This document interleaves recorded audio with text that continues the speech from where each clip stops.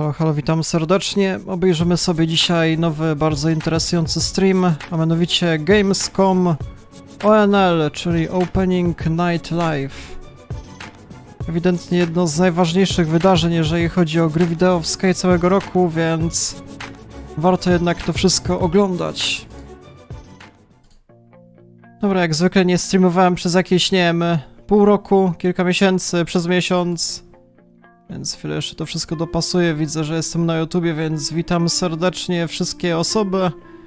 Rzadki stream, ale w sumie ważne rzeczy będą się na nim działy, więc ciekawa sprawa. Witam serdecznie pierwsze osoby. Czy wszystko dobrze słychać, widać? Chyba powinno być ok, z tego co widzę. Widzę, że mnie raczej słychać. Tutaj są wszystkie ok ustawienia. No witam serdecznie. No i za 2 minuty dowiemy się, jakie to nowe, wspaniałe tytuły zostaną przedstawione z takich starszych, które były właśnie pokazywane na takiej oficjalnej grafice. Mamy na przykład zobaczyć Hogwarts Legacy, Sonic Frontiers oraz The Callisto Protocol. Takie 3 tytuły zostały wyszczególnione, ale będzie także kilka całkowicie nowych. Więc nie wiem, ciekawe sprawy. Witam serdecznie stałą ekipę.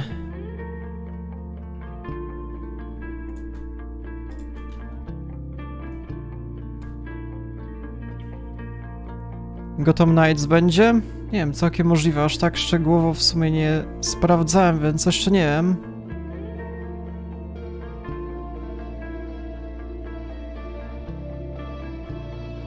Ale dużo będzie jednak dobrych firm.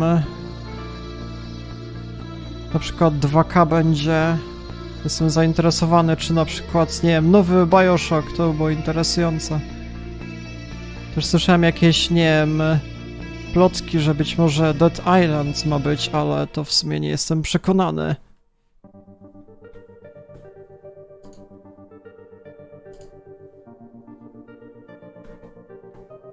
Ewidentnie jest to jedno z najważniejszych wydarzeń, tak top 3 przynajmniej. Mamy E3, mamy Gamescom i mamy The Game Awards pod koniec roku.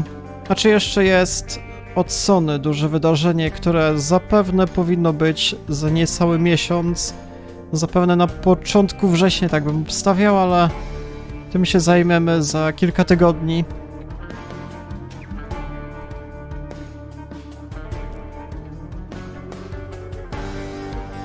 Teraz ten Gamescom ma być podobno na żywo, bo przez chyba 2 ostatnie lata było tylko online. Więc teraz powinna być widownia. Zobaczymy, 18+ tylko.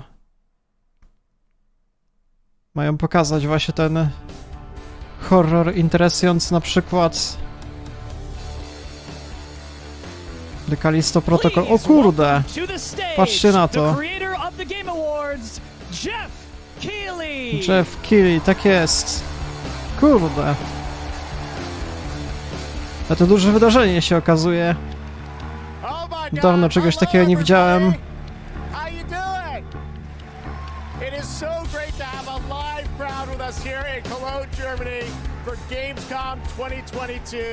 I'm Jeff Keighley, and I gotta say, I am so excited to be here with you. We did this in 2019, live in person in Germany, and then the past 2 years we had to do it virtually from Los Angeles. And in 2020, the first show that my team did together No ta 2 lata z rzędu było tylko online. And we connected with all of you virtually. And the fact that we're back here in person, I don't want to ever take this for granted before. So, guys, are you ready for a fun show?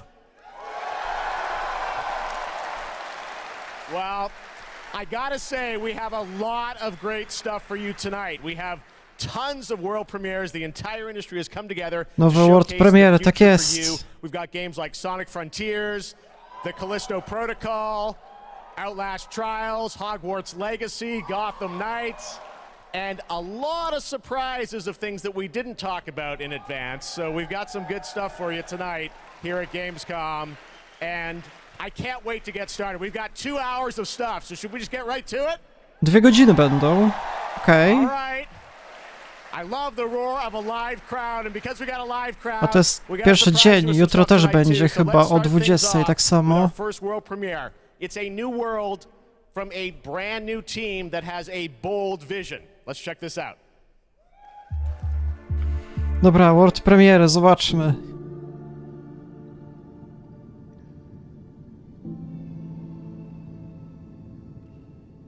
Jakaś bardziej pastelowa grafika?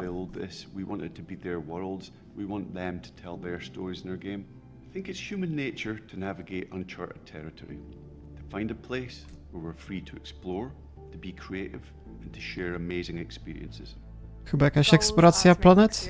That's unlike any other, which is such an exciting thing to be part of. I think ultimately, like that's kind of been the big ambition, is to create this kind of like open world that can be built out in every direction. I think it's every day is a new discoveries and it's constantly growing. We've put a lot of focus, I think, on the current zeitgeist and what it means to Taki represent świat yourself. fantasy bardziej. This is more than a game. It's a labor of love. It's a labor of passion. The dream is to create a whole new world for the next generation of gamers, and I think that we've kind of captured that. Players will play a massive part in this. It's not going to be just our game. It's not going to be just what we decide to do with it. There's something in it that will definitely appeal to you, no matter what it is that you love to do. The really thrilling aspect of all this is that people To wygląda jak jakaś super ambitna gra, nie wiem, z otwartymi światami, planetami, nie wiem w sumie. And I'm excited to see how they feel about it, even though they will have to wait just a little bit longer. Everywhere has become more than just a video game for us. And today, we're delighted to give you a peek behind the curtain at what we've been working on. Tak jak No Man's Sky, jakieś super ambitne od małego studia, nie wiem.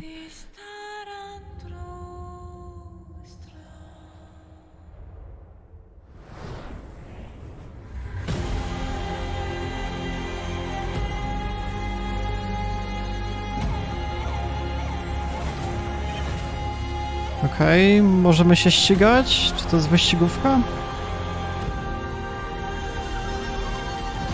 To jest pewnie gra tego rodzaju, że możemy robić dosłownie wszystko.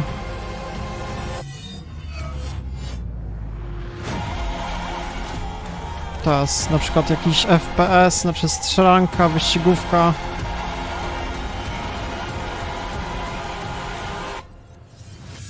Everywhere, okej. A, to jest ta gra od dawnych osób, które wcześniej pracowały nad GTA chyba. Co tam się jakoś odłączyły, to już było wcześniej.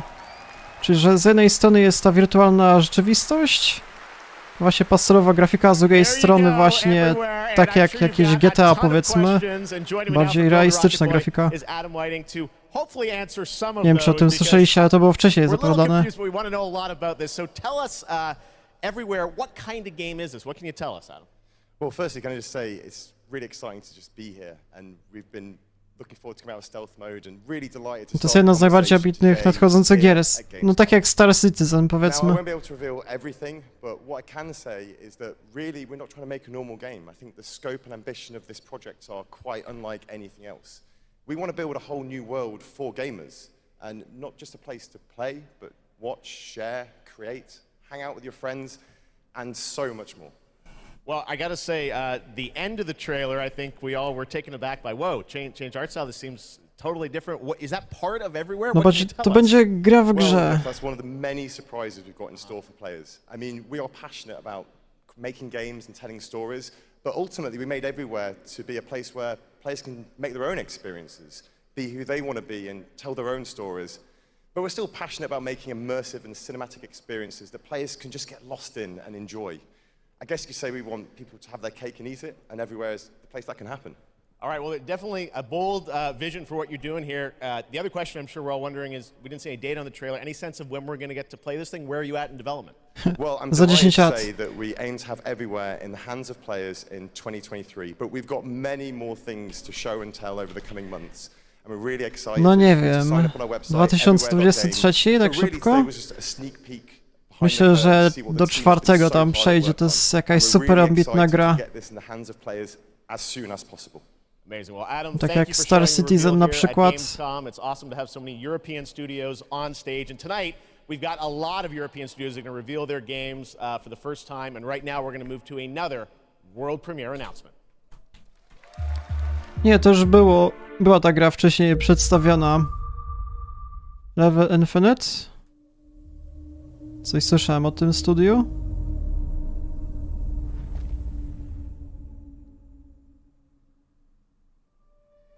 I must not fear. Co to, Duna? Fear is the mind killer.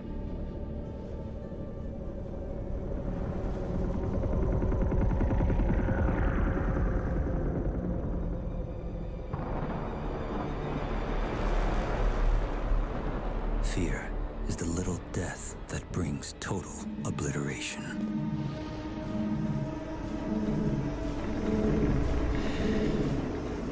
No, kinowy zwiastun, dużo się z tego nie dowiemy, co to jest. Jaki rodzaj rozgrywki? To jak Duna wygląda, no rzeczywiście. Mamy te ogromne potwory, tam węże. To na pewno już, no. To niebieskie oczy charakterystyczne.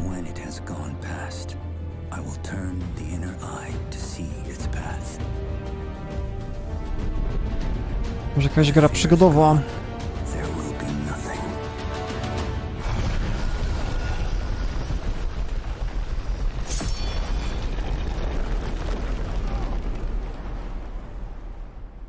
Only I will remain. Dune. Awakening. Dobra.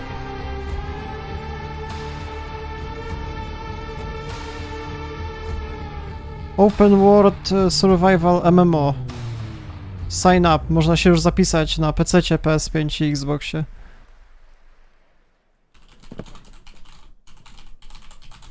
Trust me, the fun is just beginning tonight. All right, how many of you out there are fans Ale of dużo się nie PlayStation? dowiedzieliśmy, czy to z trzeciej osoby jakoś z wysoka przedstawione z We've got a fun duptaka. surprise for you. I said, PlayStation, what can we do for all the fans coming together here at Gamescom?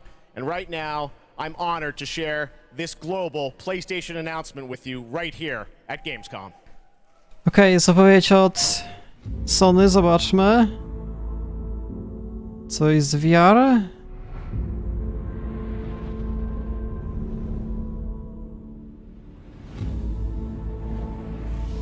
Może jakieś pady nowe, czarne. Nie wiem jak to jest w sumie. Jakiś Pro Controller wymienny? Co?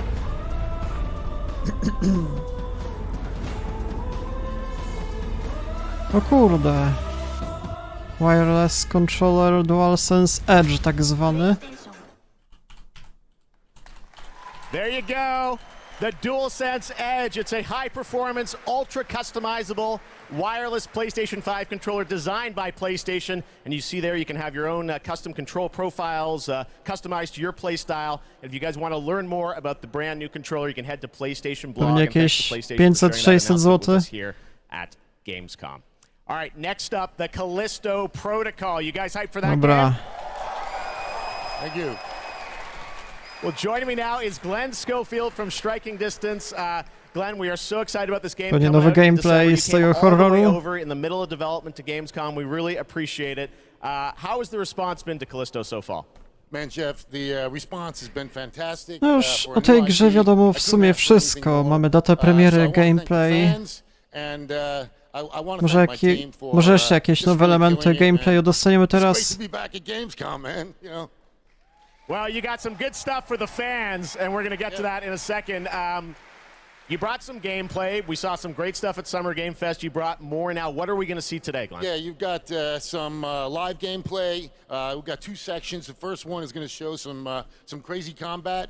And the second one is something new from the game, a little different than what we've shown with a pretty crazy ending.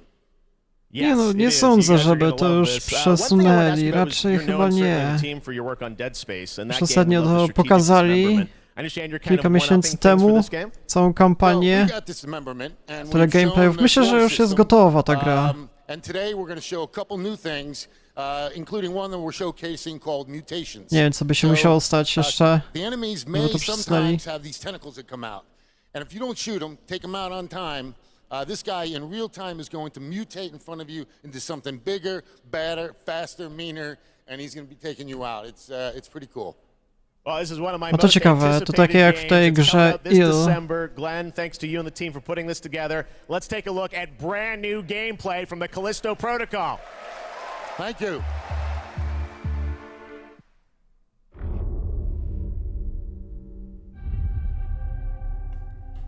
No to jeden z najciekawszych horrorów ewidentnie.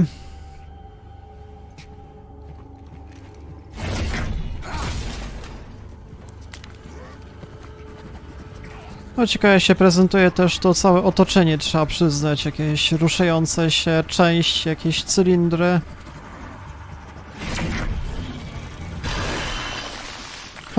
No z takimi mocami to nie będzie aż tak strasznie to wszystko eksplorować. Ale pewnie takie moce otrzymamy o wiele później.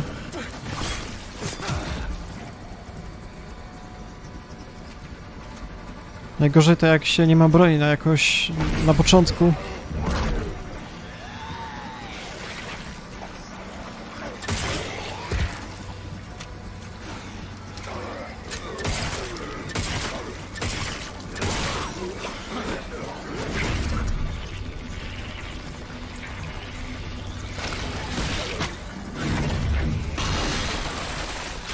No tak, to jest natychmiastowa śmierć, jak się w te rury walnie, czy tam jak to się nazywa? Niszczarkę. Ten jeszcze bez głowy chodzi. Co za straszne stwory.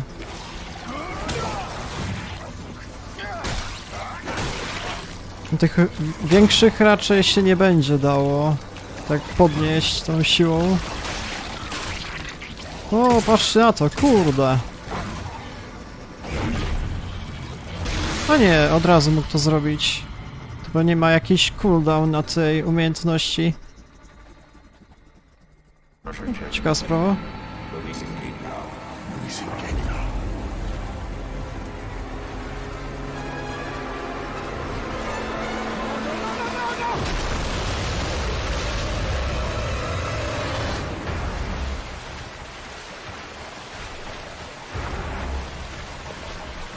Też będzie jakiś gameplay, że trzeba będzie tak zjeżdżać odpowiednio i nie wpadać na przeszkody. To ciekawy fragment.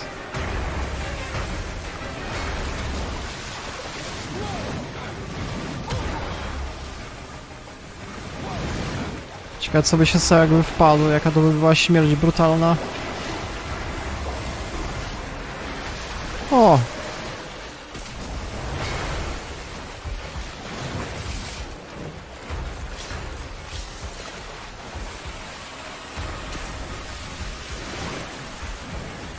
Ja, graficznie bardzo dobrze to wygląda, na przykład ta cała woda, te odblaski, ciekawa sprawa.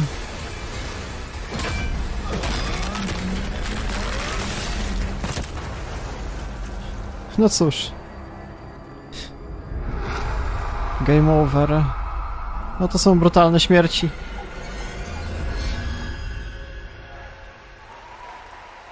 No i mamy od razu możliwość składania preorderów na dwie opcje.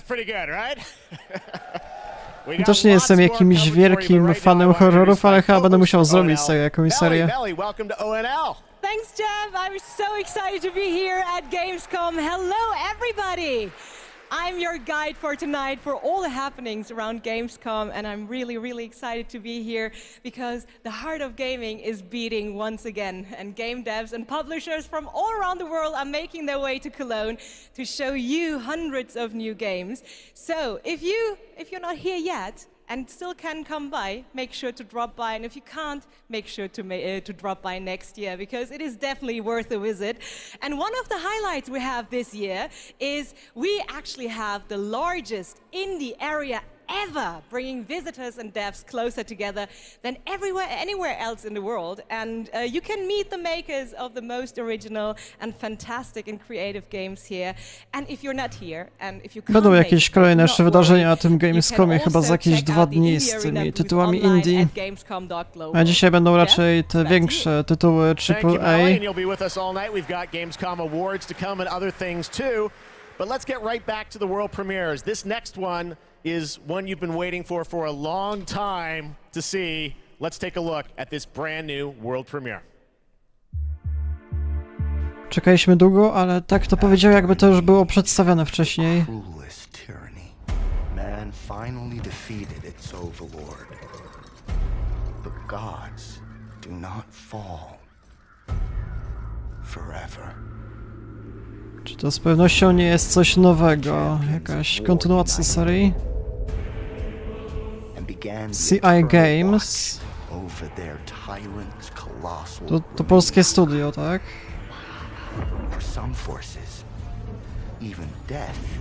Czy to jest ta polska gra? Zaraz, jak to się nazywało? Zapomniałem, to taki Soulsike. Polski, jakiś czas temu jedynka wychodziła i... Nie wiem, czy to będzie to. Nie wiem, czy wiecie, o co chodzi. Ja nie grałem w tą serię akurat.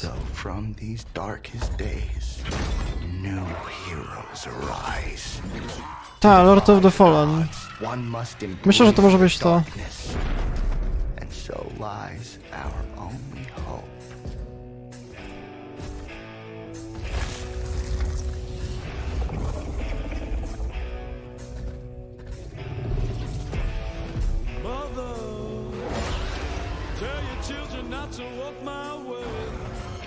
Tell your children not to hear my words, what they mean, what they say, mother.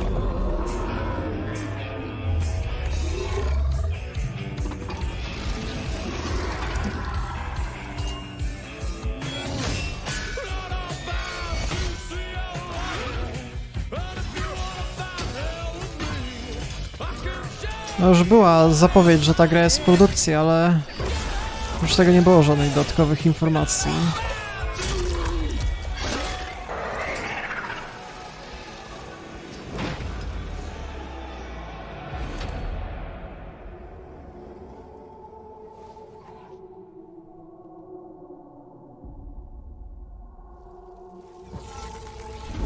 Nie, zwiastun dobry, to z pewnością.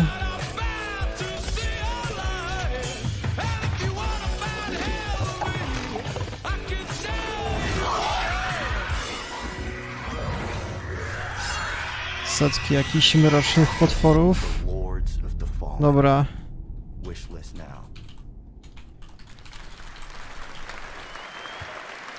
The Lords of the Fallen... Tam była dwójka? No, nie zdążyłem przeczytać. That's right. They dropped the two. The Lords of the Fallen. All right, now it's time for another new game announcement. Czyli nie było dwójki. Jakoś inaczej się nazywa. Couch Co-op. Check this out. Dobra, później to jeszcze bardziej szczegółowo zobaczymy. Teraz jakaś nowa gra kooperacyjna. Missing your regular FARTs? Have you tried going online? Visit exotic destinations. Move your dreams, whoever you are. Ja tego akurat nie znam, więc to jest... No skills? No worries. Everybody's welcome. You're hired. Są czasami takie bardziej popularne minigry, ale tego nie kojarzę akurat. Z tymi przeprowadzkami chyba.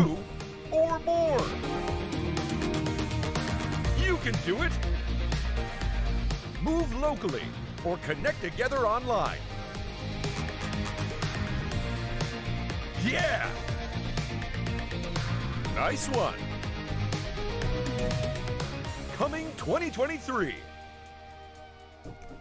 Moving Out. To znacie? Graliście? Ja sobie jeszcze nie grałem. 2023 i od razu mamy okres premiery.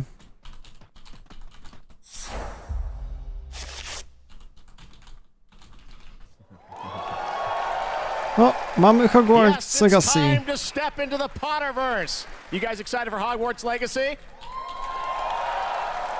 Well, it is coming out in February of 2023 and No ta, na tonight at Gamescom, we've got 2023 the brand zostało new trailer for you przesunięte. to take a look at. I don't want to say much and spoil much. This is an incredible trailer. I hope you enjoy it.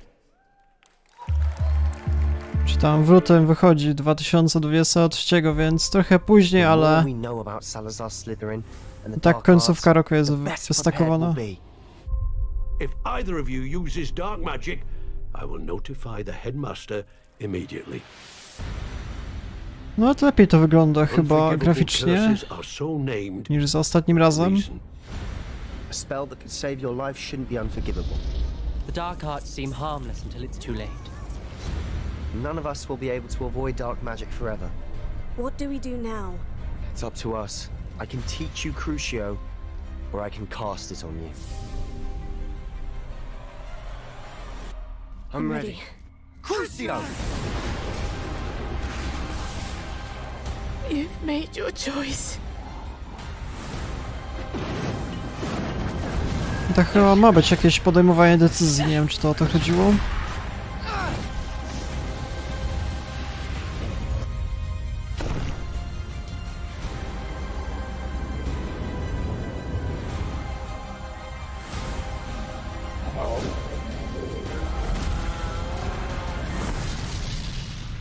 What have the two of you done?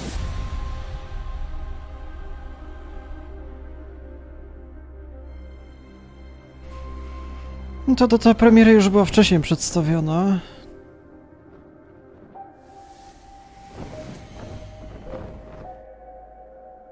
Czy jest preorder już dostępny?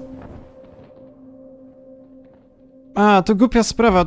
Czy jeżeli zakupimy w jakiejś wersji deluxe, to można zagrać 3 dni wcześniej? No to nie lubię takiego podejścia, szczerze mówiąc. No dobra. Czy jak ktoś tam więcej zapłaci, to będzie mógł szybciej zagrać. That's right, it's time to step into the world of Borderlands now. Joining me is the founder of Gearbox Entertainment Company, Randy Pitchford. Randy, great to see you here. Nowa historia od Borderlands. Jeff, I think a lot of these guys probably know me from my work at Gearbox creating Borderlands. Any Borderlands fans in the house? Well, I got good news. I know some of you hardcore folks saw the leak, but I'm here to officially announce new Tales from the Borderlands. So, tell us about this. We remember Tales from the Borderlands. This is new Tales from Borderlands. This is new characters, new story. Jakieś nowe historie, nowa gra fabularna. And so that's why we got some of the original storytellers and writers that were back in the day at Telltale and developed an all-new storyline with all new characters, created with production from Gearbox Studio Quebec. It's an all-new experience, and we're here to show it for the first time today. You guys want to check it out? Let's do it. It's coming soon, too, right? That's right. Coming in October of this year. October this year, all platforms. Awesome. Well, let's take a look, Randy. This is exciting. New Tales from the Borderlands. First at Gamescom. Most stories in the Borderlands start bloody. They end bloody too. Sometimes No to te gry fabularne, tam chyba z podejmowaniem decyzji, tak? To akurat nie grałem. We are in the middle of a TDR invasion. Leave immediately! This area is now under TDR jurisdiction! They think there was a vault key being kept on the station. If we can find whatever's in that vault before TDR does, we can change our lives.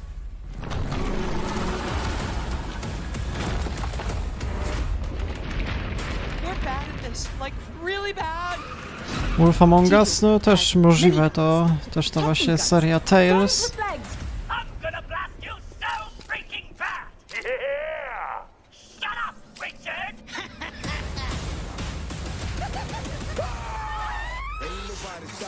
I always wanted to change the universe for the better, and now we actually can! But more importantly, we'll be drowning in ash!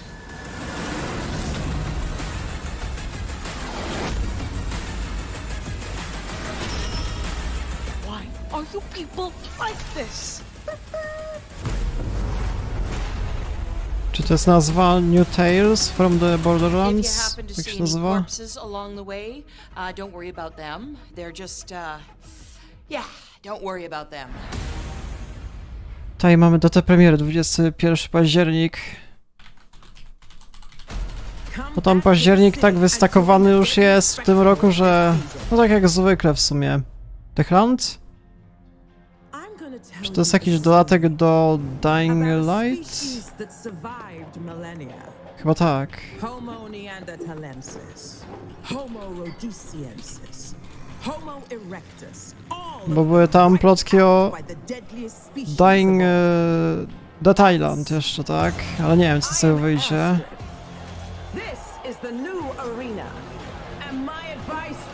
Nie, to jest Dying Light, jakiś dodatek jeszcze był.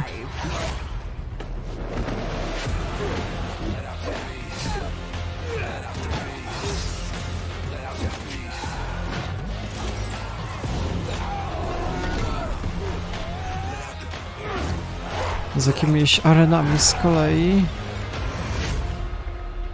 Every day you fight for survival, but today you fight for glory. Anyone can be a warrior. What makes you different is the spirit of a champion. Body Ties. 13 październik. DLC, okej, dobra.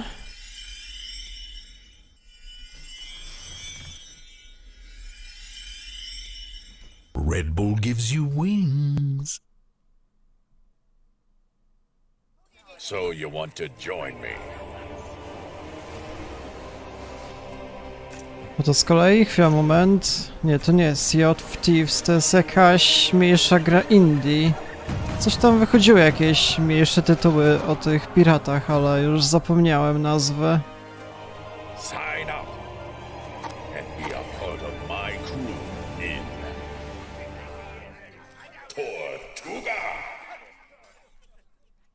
Tortuga. Tortuga, co? Nie wiem, czy to wychodziło. A, ta gra, Marauders. Taki FPS, całkiem ciekawy, chyba kooperacyjny, że się najeżdżało właśnie na jakieś statki chyba kosmiczne. A, czyli w październiku wyjdzie, okej. Znaczy wersja Early Access.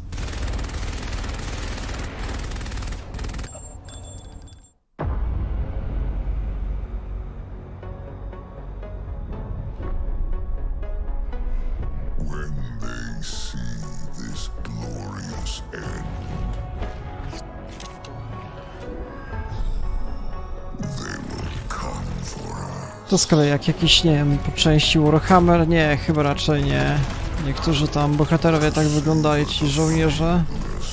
No to wchodzimy w jakąś sekcję mniejszych tytułów indie chyba. Że mało kto słyszał bez żadnych zapowiedzi.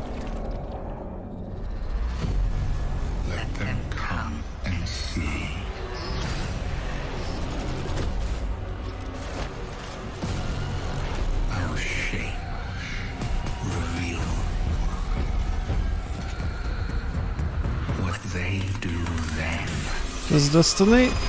Nawet nie wiem w sumie. Aż tak się na tej serii nie znam.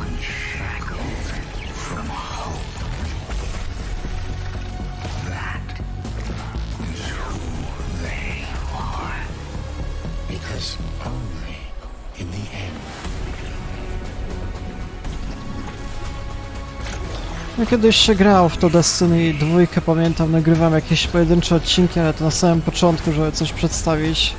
Teraz nawet nie wiem. A, czyli mamy dodatek, Lightfall się nazywa.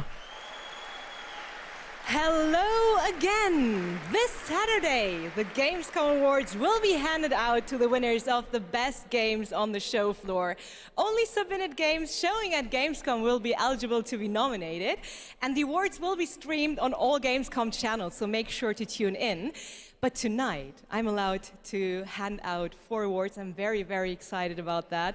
And I would say, let's jump straight into it, starting with the most wanted PC game. Here are your nominees. Elden Ring wygra. Metal Hellsinger, A nie, to są gry, które jeszcze nie wyszły. System Shock,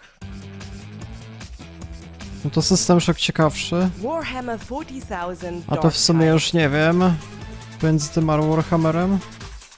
And the winner is System Menno Shock? Helsinger. And here to Naprawdę? accept the award is Sheila Wikström, executive producer. To też jest fajne, ale wydaje mi się, że tamte gry są ciekawsze jeszcze. Sam w sumie nie wiem, zależy od osoby. Wow, this is a lot of people. I was practicing my speech a lot, but of course, you know, when it's as much people as there is right now, you'll blank. But I want to say that I am honored to receive this award on behalf of my team. The team behind Metal is an amazing bunch. No to za jakiś miesiąc chyba wychodzi ta produkcja. Every day. And the truth is, making ciekawy games FPS. is super hard. When I started out, I don't think I really realized how hard. And what I learned is that focusing on compassion, kindness, and empathy just as much as any other craft in games would be the key to successful game development.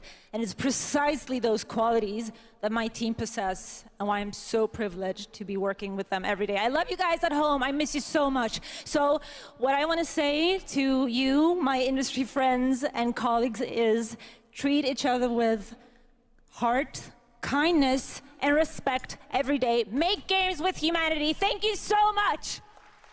Congratulations once again. And Jeff, back to you. Thank you, Melly. Well, the world premiere train keeps going. It's time to move to the world of Sonic. Any Sonic Hedgehog fans out there? Sonic Frontiers, Sonic has tak had a pretty jest. good year with the Sonic 2 movie, which was a ton of fun earlier this year. Well, Sonic Frontiers is in development, and we've got a brand new trailer for you and confirmation of the release date, too. Check this out. O, datę premiery dostaniemy. Zobaczmy, kiedy to będzie. Pewnie jakoś w grudniu.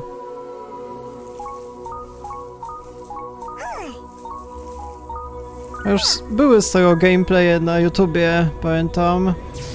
Chyba nie wszystkie osoby były tym jakoś super zachwycone, pamiętam, ale może coś tam zmieniono.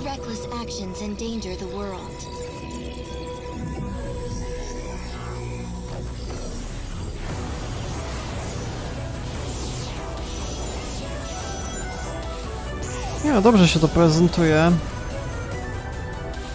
Oglądałem wcześniej z tego jakieś gameplaye takie pojedyncze, to teraz wygląda znacząco lepiej.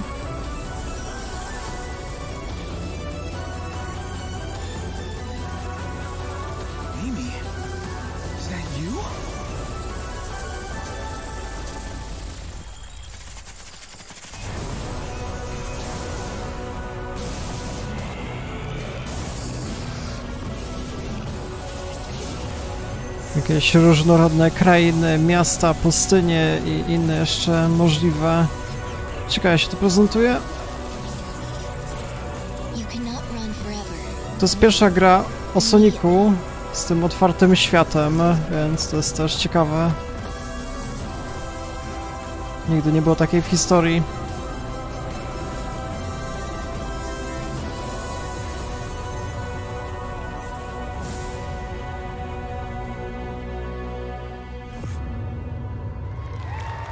listopad.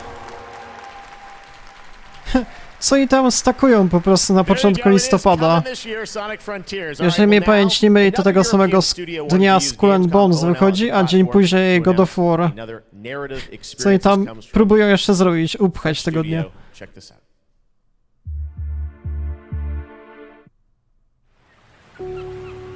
O kurde, zaraz, czy to jest ta gra, o której sądzę? Ta minigierka... Nie, Quantic Dream?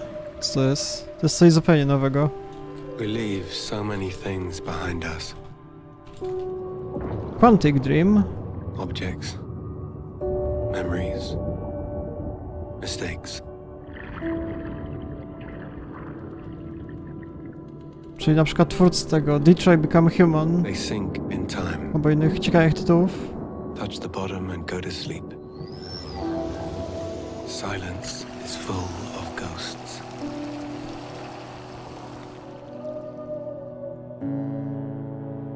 And here, voices can only come from the deep.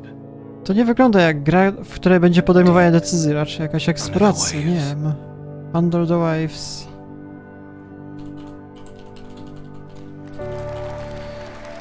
Nie wiem, to wygląda jak coś To wygląda jakby twórcy chcieli coś zupełnie nowego spróbować, nie wiem.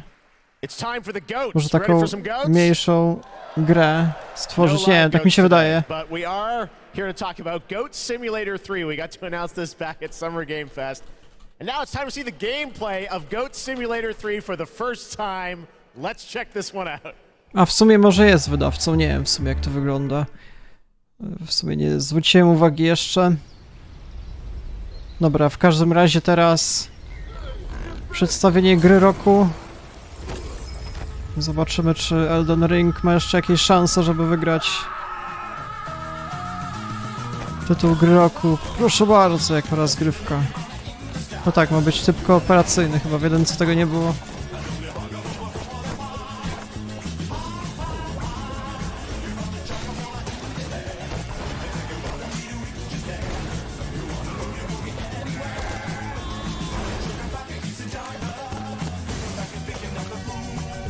Chyba nie było z tego gameplay wcześniej przedstawionych, więc też fajna sprawa.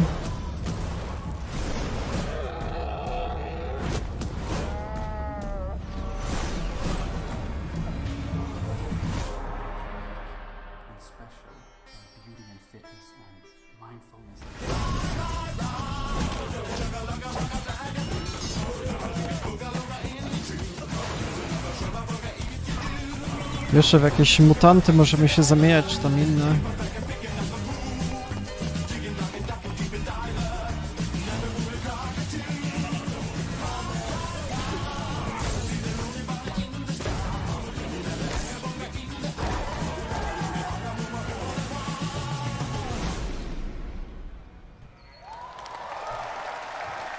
Siedemnasty listopad z kolei. Tam listopad też wystakowany mocno. Goat Simulator 3. All right. A lot of people ask me how I got started in the industry, and what I loved doing when I was a kid with my brother, we would play PC adventure games, and I grew up playing classic LucasArts and Sierra adventure games. You guys remember Monkey Island by chance? Monkey Island, tak jest. I am so excited because there is a new Monkey Island in development right now. Ron Gilbert, the series creator, is back. You may have heard about it. Return to Monkey Island. And tonight at Gamescom, I am so excited that we get to announce the release date. Or actually, I don't. We get to go to Stan to tell us the release date. Check this out. No to seria tam gier przygodowych, co mają jakieś, nie wiem, 30 czy tam 40 lat, już nie wiem. Jeden z większych klasyków.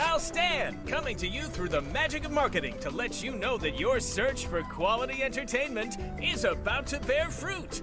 But I wouldn't be doing my job if I just dropped the details on you without a little build-up. I want you to see the kind of fine dining establishments you'll be visiting, like this one. Get lost.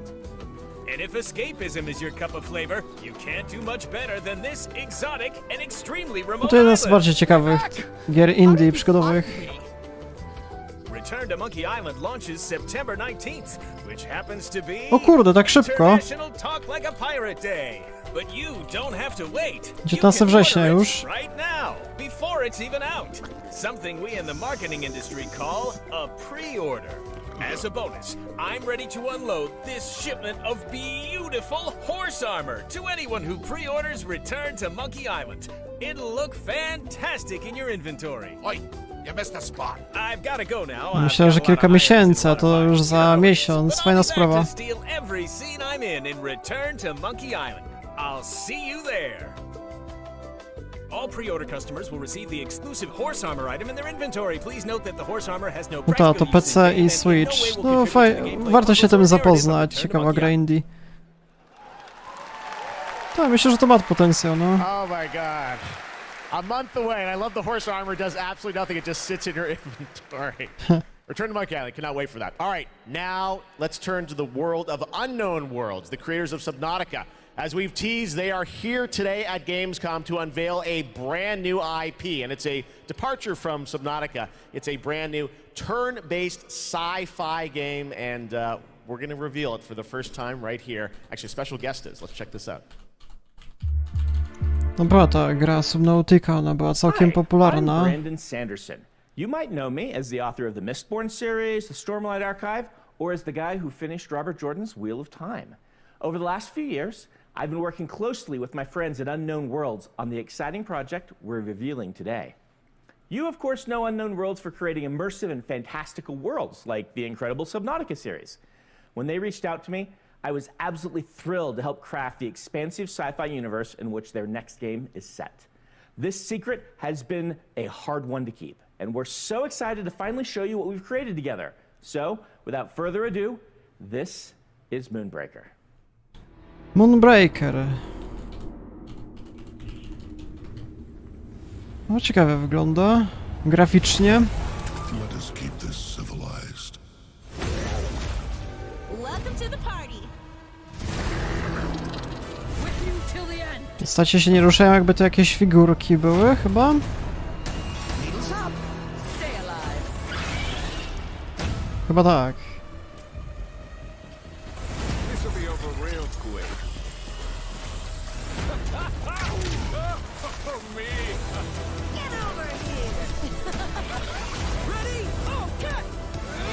Czyli walka takimi figurkami. Ciekawa w sumie sprawa, graturowa z tego co widzę. Myślę, że ma potencjał.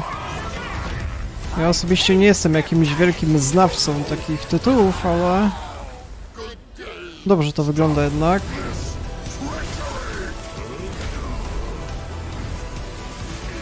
Czyli nie mamy tego układu szachownicy, tylko takie, nie wiem, w sumie... mamy większą możliwość poruszania.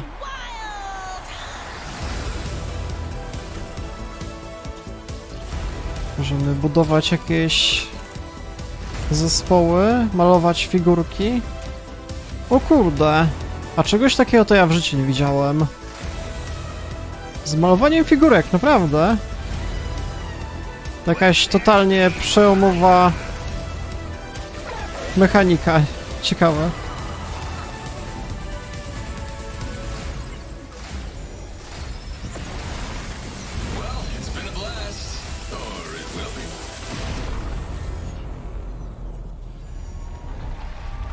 Ciekawe, czy to będzie w wersji tej multiplayer 29 września, tak? Joining me from Unknown Worlds is Charlie Cleveland. Charlie, Moonbreaker, it's real and it's so different than Subnautica. So yes, tell us, it is. This departure, you guys like to kind of reinvent yourselves every game, right? Yeah, so people thought we were kind of crazy for making Subnautica after making Natural Selection. We went from a strategy shooter to a pacifist underwater game, survival.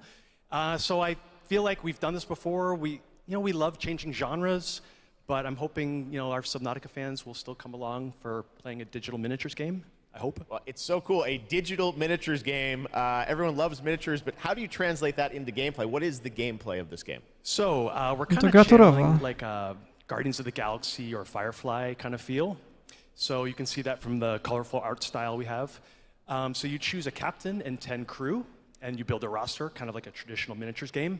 And every unit in the game is really like strange and special and kind of game breaking. So yeah, you deploy units and you move them around on the battlefield and you get all these crazy game changing powers, kind of like Hearthstone meets XCOM, kinda.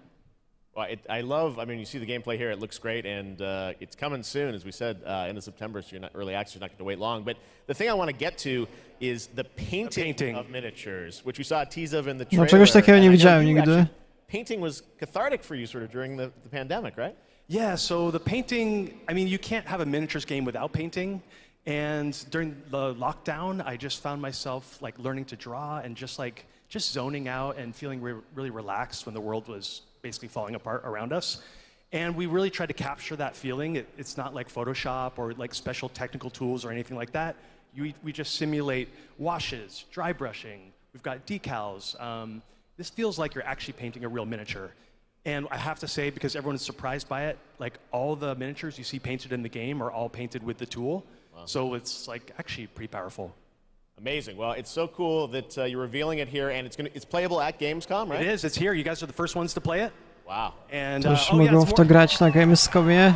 Trzeba Trzeba kiedyś na to pojechać. And for everyone else around the world, they're not going to wait long, right? Yes, we'll be on Steam playtest in September. We have a couple open weekends, and then we're going to be launching into Steam Early Access September 29th. So it's really close. Only a month away. Miesiąc, no. Thank you so much for coming all the way out here. Thank you. I know you had a tough time. My pleasure. Here, but Thank you, everyone. All right, Charlie Cleveland with Unknown Worlds. Thank you so much, Charlie. And now it's time to reveal another game with a very catchy tune in the trailer. Check this out. World premierę, zobaczmy co tym razem.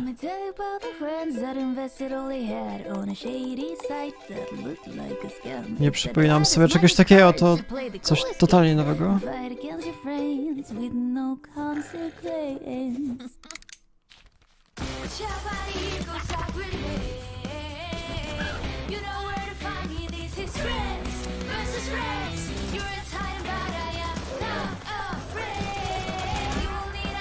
Zobaczcie kinowy zwiastun. Ciekawe jak gameplay będzie wyglądał.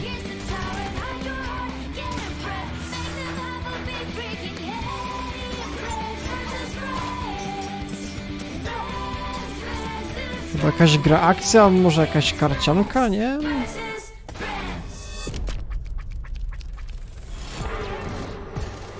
Okej. To w sumie wygląda lepiej niż sądziłem po tym zwiastunie pierwszym. No i ciekawa minigierka. Inspired by the familiar story of Pinocchio, Lies of P. Lies of P. Lies of P. Lies of P. Tak jest. Zaraz to jeden z najciekawszych nadchodzących Soulsike'ów. Tak jest. Data premiery. Może będzie. Będzie jak w Game Passie, naprawdę. Dobra, to jedna z najciekawszych zapowiedzi dzisiaj. Nie wiem, czy to widzieliście, ale to jest super ciekawy Soulsike. Can you hear me? I hope this reaches you. This city is falling apart. Patrzcie na ten świat mroczny. Madness, death, and there might be no going back. Nie, to dobrze wygląda graficznie. But you can change that. It depends on the choice you make. Truth or lie.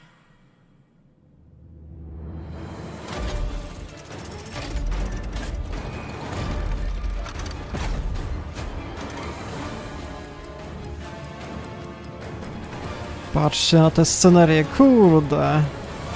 Bardzo dobrze to wygląda.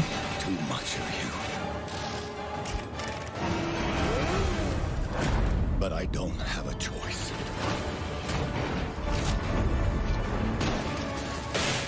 Walki na jakieś ogromne roboty. Only you can do this. Please, help me.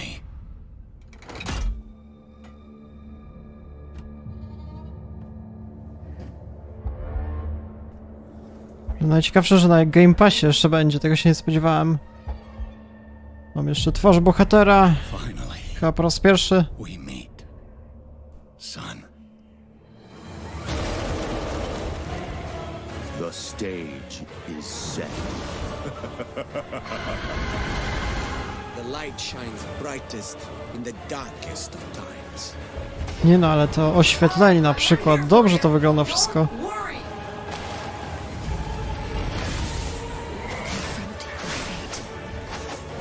Kurde, będę musiał w to zagrać, to z pewnością.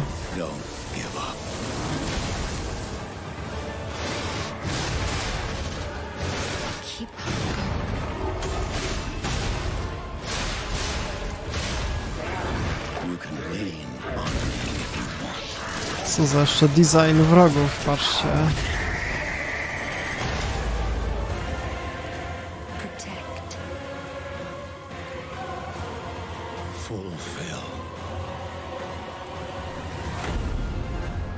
Lies of P.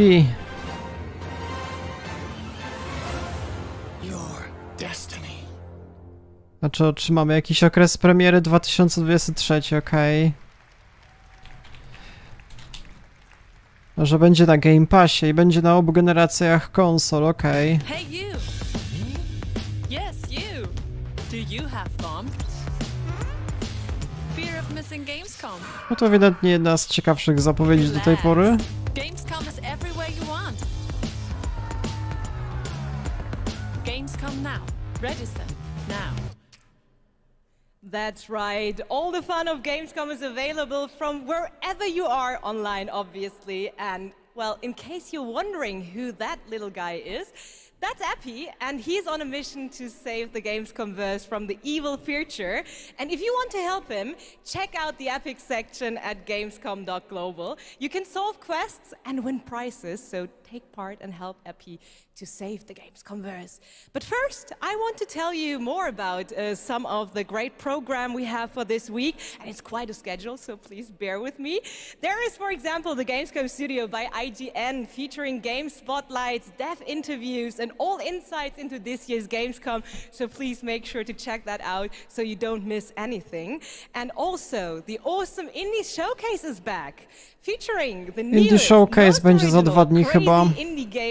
Jutro ma być jeszcze Future Game Show o 20, więc też będę to streamował. I za 2 dni jeszcze o tych indie. Więc jeszcze przez jakieś, nie wiem, chyba do soboty będzie ten cały Gamescom, więc to nie tylko dzisiaj. One of my favorites, so make sure to not miss it out. It is definitely worth the watch. And for more updates, follow @Gamescom on all platforms. And, well, now it is almost time to introduce our next guest, but sadly she couldn't make it since she is a tad far away. So let's see. She sent us a video, and I would say, let's have a look. Hello, Gamescom.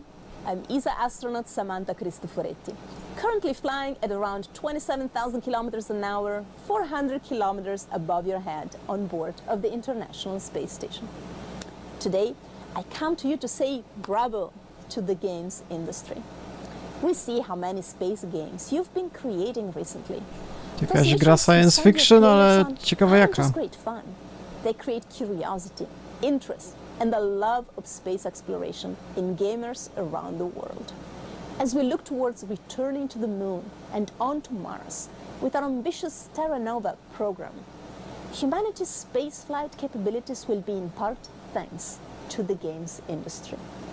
And who knows, perhaps even you will be among us here at ESA for the journey. Exploring space virtually isn't just great fun. It's having real-world impacts that lead us all closer to the stars. So on behalf of everyone at ESA, bravo.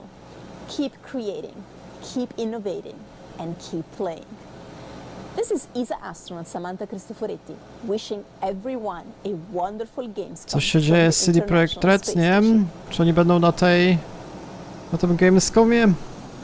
Ja w sumie nie sprawdzałem tych wszystkich firm. No i tam tworzą tego nowego Wiedźmina, na przykład, nie wiem co jeszcze.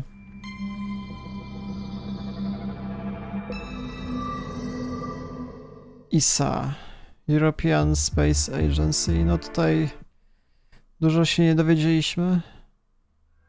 A nie, mamy jakąś grę nową science fiction chyba?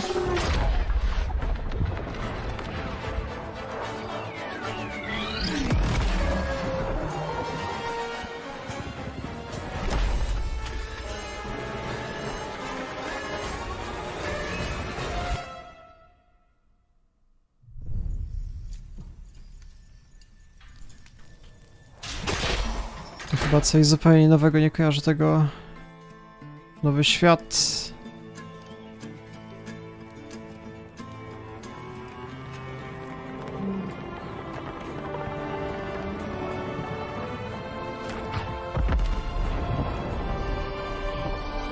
Jakiś czas temu robiłem nawet top listę nadchodzących gier science fiction. Możecie to znaleźć na moim głównym kanale.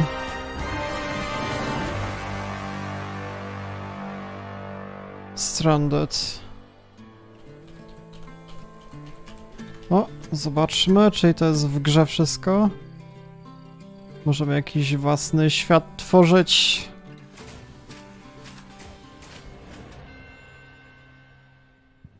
No już w październiku, nie, to jakaś chyba mniejsza gra.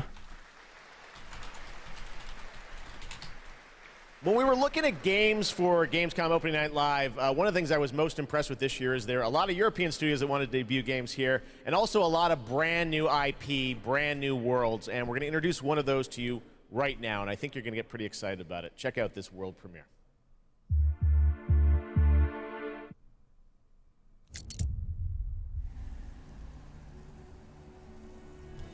Focus Entertainment, to już...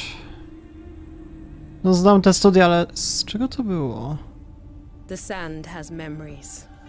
Zapomniałem, co oni tworzyli. Memories of our past, when gods walked this world, and our heroes stood amongst them. But the gods' vanity grew, and in their struggle, we were cast away. Only remnants of these stories remain. In the sand. In the ruins of this shattered, broken world.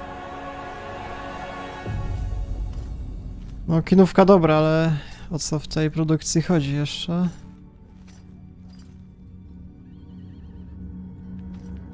Mamy wizję świata pustynnego.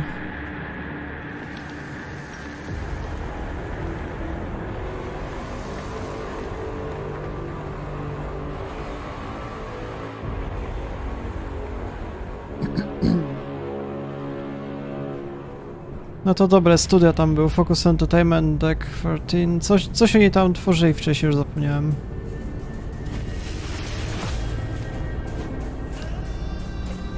A, czyli tworzyli The Search, okej. Zobaczymy. To wygląda dosyć dynamicznie z samego zwiastuna.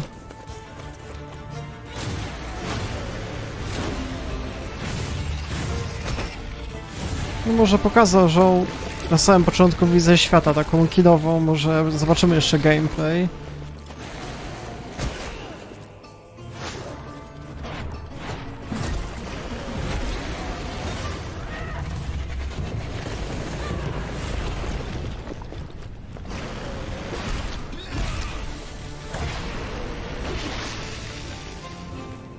Even in ruins, we endure. We won't let go. For now, we can stand for ourselves.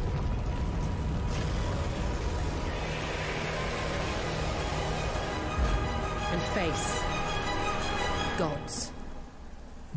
No to wygląda jak jakaś dynamiczna gra akcji. Atlas, Fallen. No rzeczywiście mamy gameplay, więc fajna sprawa. No to już nie jest Souls-like, to jest jakieś coś super dynamicznego z tego co widzę. Nie, dobrze wygląda. Jedna z ciekawszych zapowiedzi. Czy będę grał w Saints Row? Raczej nie zdążę. Za dużo teraz mam serii innych. Great PC space RTS. Well, a brand new Homeworld is coming out next year, and we've got a brand new look at some new gameplay from Homeworld. Let's check it out. Homeworld to jakaś gra strategiczna chyba była w kosmosie i rzeczywiście Homeworld 3. It was a simple perimeter scan. Pamiętam, że miała dobre oceny. But we were ambushed by Kalan raiders.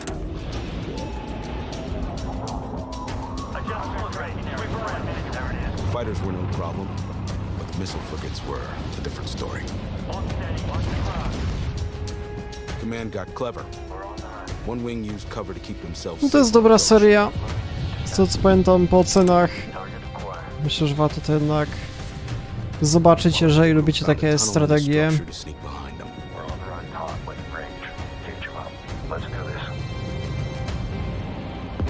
It worked. But just before a carrier battle group arrived, we scrambled bombers.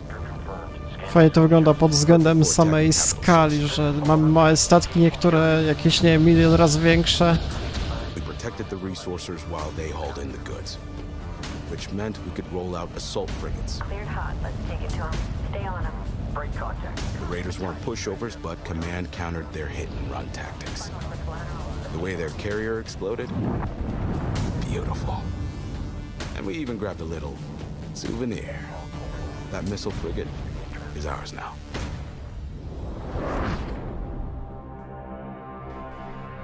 To już wiele, nie wiem, wiele miesięcy temu, czy tam nawet ponad rok temu było zapowiadane. Homeworld 3 in the first half of 2023. A, pierwsza połowa 2023. Speaking of threes, because it's the version 3.0 update to Może Half-Life 3 jeszcze which is an przedstawią. incredible action No tak, RPG Genshin from Impact, Hoyoverse. będę nagrywał, Today we pozdrawiam. got an exclusive new look at version 3.0 and the new Rainforest Nation, as well as a sneak peek of a mysterious ancient civilization and settlement that is found deep inside the desert. Let's take a look at this world premiere. No połowa za nami. Dobra, mamy nowy update od tego Genshin Impact. To jutro wychodzi z tego wersja 3.0, czyli mamy jakiś tam nowy świat, nową krainę. To jutro będę z tego nagrywał serię pewnie.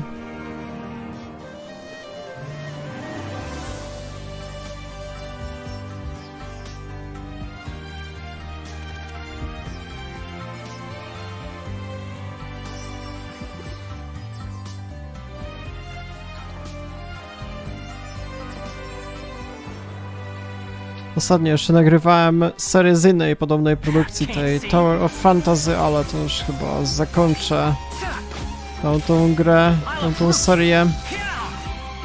Niby ciekawie się to w miarę prezentowało, ale było wiele bugów jakichś dziwnych. Na przykład z animacjami Genshin Impact jednak o wiele lepszy moim zdaniem.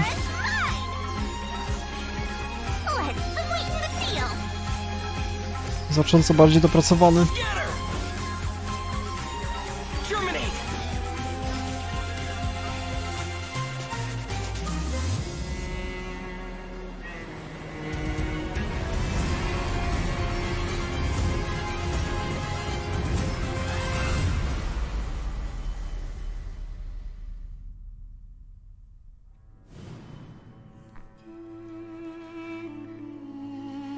Czy jeszcze jakaś pustynna kraina, no...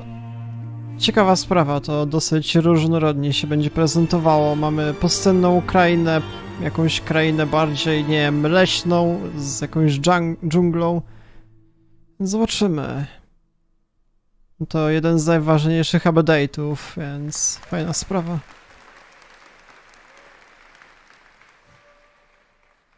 What an absolutely beautiful game, and that's not all from Hoyoverse, because they also have Honkai Star Rail in development. It's a grand interstellar adventure with strategic turn-based combat. Będzie coś z tym Honkai Star Rail? At the story and adventure that awaits you in Honkai Star Rail. No to ich nowa gra, która ma tam, nie wiem kiedy wyjść. To, że będę musiał to zobaczyć, ale kiedy to wyjdzie? Jeszcze tam mieli jedną Zenless Zone Zero chyba się nazywała. Wszystkie ciekawe, ale w dosyć podobnym stylu, tylko różny gameplay. Tutaj mamy na przykład rozgrywkę turową z kolei. Of 5 people, 3 must pay a price. You are not one of them, Jinyuan.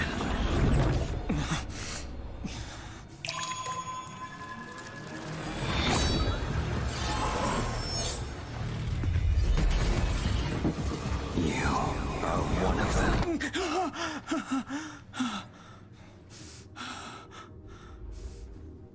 The Xianzhou is in danger. This man, he... The train is about to make the jump. Hold on, everyone. Podróżują jakimś pociągiem. Nie, ale nic się nie dowiedzieliśmy, kiedy będzie z tego data premiery, więc no niestety. Again, it is now time for our next Gamescom award, and here are your nominees for the most wanted Microsoft Xbox game. The Dark Pictures, The Devil in Me. The Last Case of Benedict Fox. No to jest polska gra. Metal Hellsinger.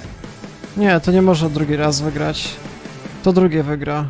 Polska gra, come And on. the winner is The Last Case of Benedict Tak Fox. jest. And here to accept the award is Bartek Leśniakowski, Creative Director at Plot Twist. Congratulations. Thank you. It's quite of a shocker for us. We just love good Metroidvania games, and we are working hard on making Benedict Fox just that. W przyszłym roku jakoś ma wyjść. Xbox team for their support and Rogue team for being the best publisher ever, and especially I would like to thank my team in Krakow. They are crazy. Powiedzieli, że 2 godziny będzie trwał, tylko czyli do 21, do 22. Dziękuję wam bardzo. Thank you. Congratulations once again, the last case of Benedict Fox. And Jeff, back to you. Thank you very much, Melly. Anyone here a fan of Justin Roiland? Rick and Morty? Well, he's got a brand new game, which you may have seen at Xbox's show in June, called High on Life. It is coming to Xbox and Game Pass in December, and to zostało przeniesione na grudzień. You're going to enjoy this. Talking guns in a boss fight, and that's all I'm going to say to set this up. I think you're going to really... This is a trip. Check this out. World premiere of High on Life. To wygląda moim zdaniem podobnie do tego The Outer Worlds, czyli że mamy eksplorację właśnie tych otwartych chyba planet, z tego co widziałem, tylko że w tym tytule jeszcze więcej zwariowanego humoru. No, mamy jakiś dłuższy gameplay, walkę z bossem. Czegoś takiego w sumie jeszcze wcześniej nie było. Wcześniej był taki pojedynczy zwiastun z super krótkimi fragmentami.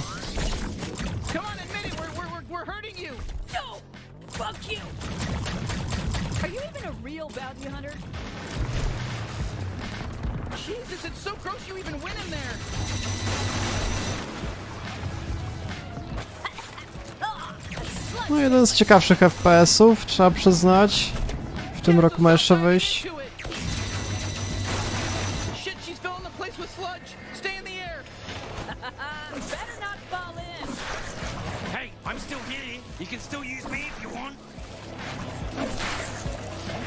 Mamy gadające bronie.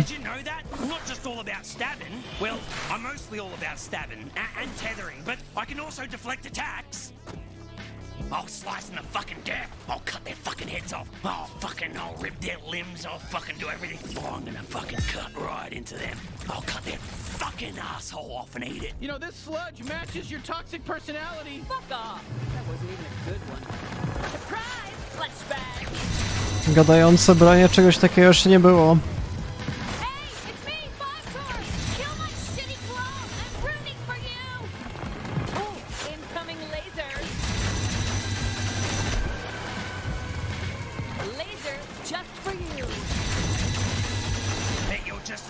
Squishy on the inside as the rest of them. Let me at her, bounty hunter! Wow, we're having our first real boss fight together!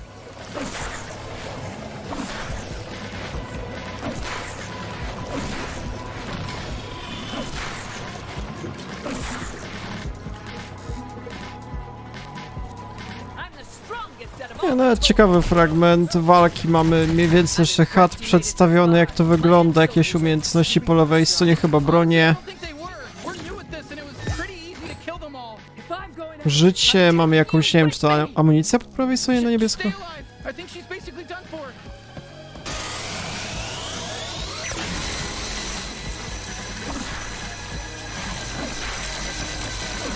Jakie lasery.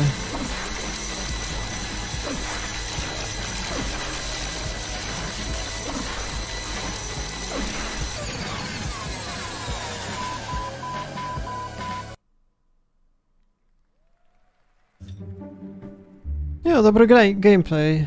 To jest sprawa. Dobra, jakieś głupie reklamy, w takim razie zaraz przyjdę. What is it? Wait, what are you? Dude, don't eat that. Come on, dude. Dude! You know she's gonna eat it. What? Yep. No! No! Told ya. Gross.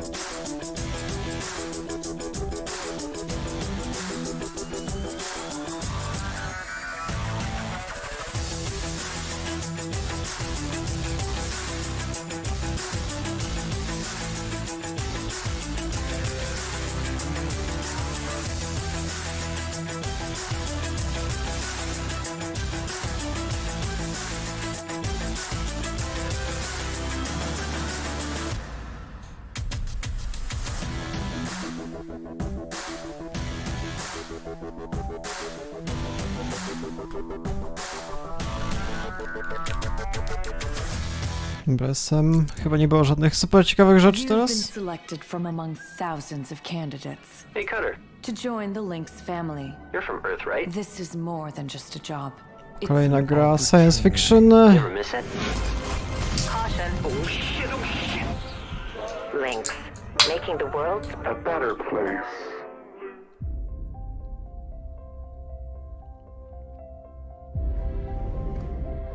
What they say about work in space is true. A była taka chyba gra już wcześniej, że można było niszczyć te statki chyba? You don't have power here. You never will. Look around you. We're A w sumie nie wiem, czy to wychodziło. Pamiętam z tego zwiastunu. Ain't a trade like it. Dancing between the ribs of a ship, gaze out at the rest of the human race, buzzing in the distance. That's when the sky fills up with flames.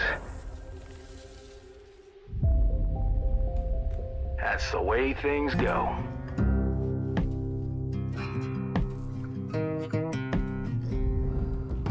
Czyli 20 września.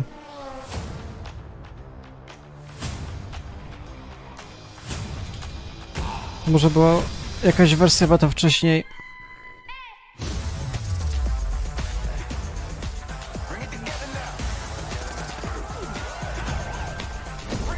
No, czy jakaś reklama Game Passa, jakieś fajne nowe tytuły teraz będą wychodziły. Pewnie coś tam nagram. Immortal Phoenix Rising już chyba wcześniej był, nie pamiętam dokładnie. A nie, to było chyba na Ubisoftie. Disney Dreamlight Valley to chyba będzie... No będzie premiera jakoś niebawem, ale to nie wiem, czy na Game Passie, czy wszędzie.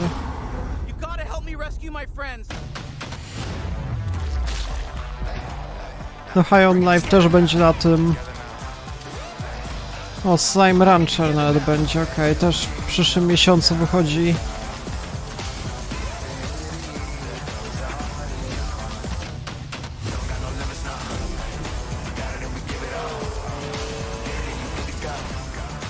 Forza Motorsport, nie wiadomo kiedy to też wyjdzie chyba. No tak, Game Pass się opłaca, już tam mam chyba, nie wiem, za 2 lata w sumie.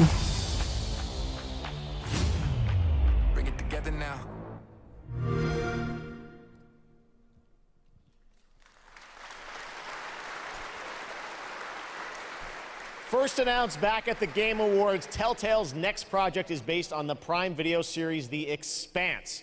Well, we showed you a little bit of the trailer at the Game Awards to set up A to już the world. było. Now you're going to get a first glimpse at the gameplay. The Expanse się nazywa, tak? To chyba w gatunku tym science fiction, no tak. To już było wcześniej w postaci zwiastuna, a teraz mamy jakiś pierwszy gameplay.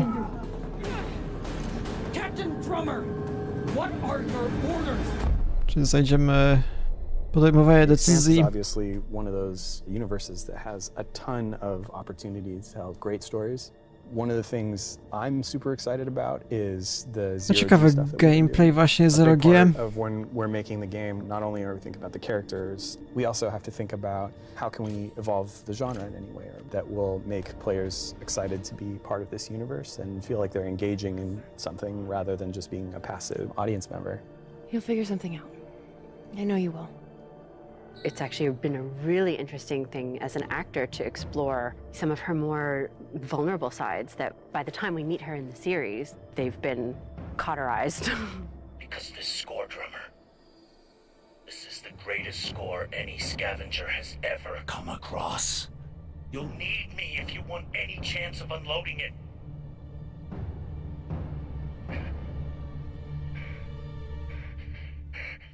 The craziness of an exploded ship that now constitutes several parts in a mass that you can move among, and balancing that out against almost like you're excavating a story.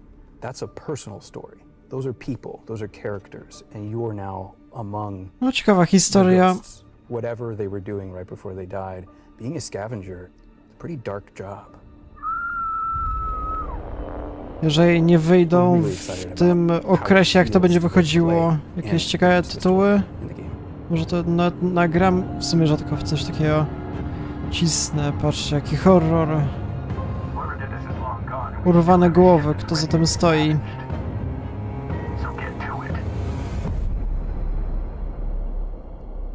Okej, czyli w 2023 jakoś na lato.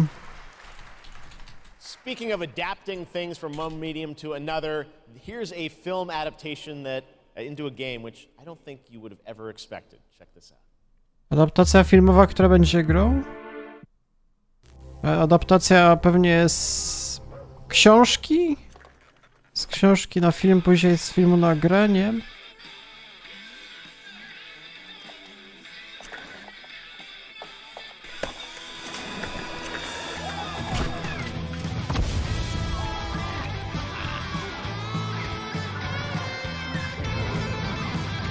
To jakiś totalny chaos. Czy jakiś film był tego rodzaju? Czyli twórcy, co stworzyli Friday the 13th? Też jakiś horror?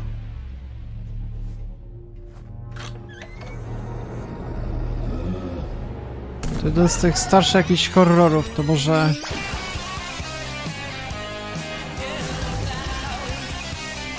Killer? Nie wiem nawet co to było.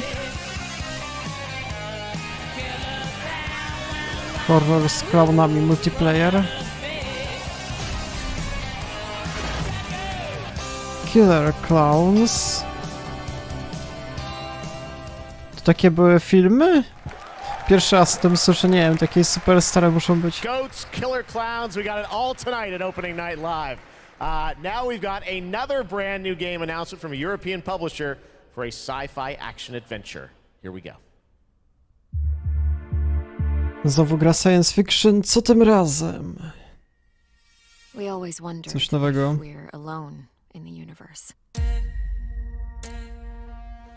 We observed and explored, but found nothing. Until now. It has been 6 months since the alien object known as the Metahedrons suddenly appeared above Earth's atmosphere. Personal log, sentient contact assessment and response team. Wygląda jak Tomb Raider, bohaterka. We have an issue.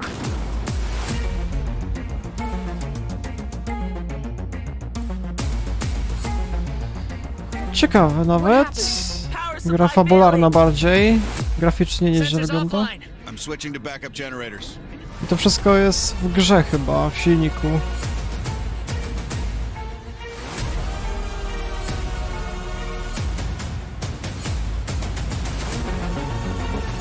Nie no, jedna z ciekawszych zapowiedzi w sumie. Jeszcze jakieś walki na wrogów, na bossów.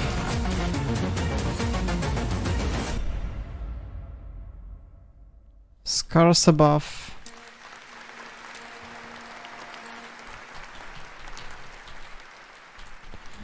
No to ciekawie wygląda.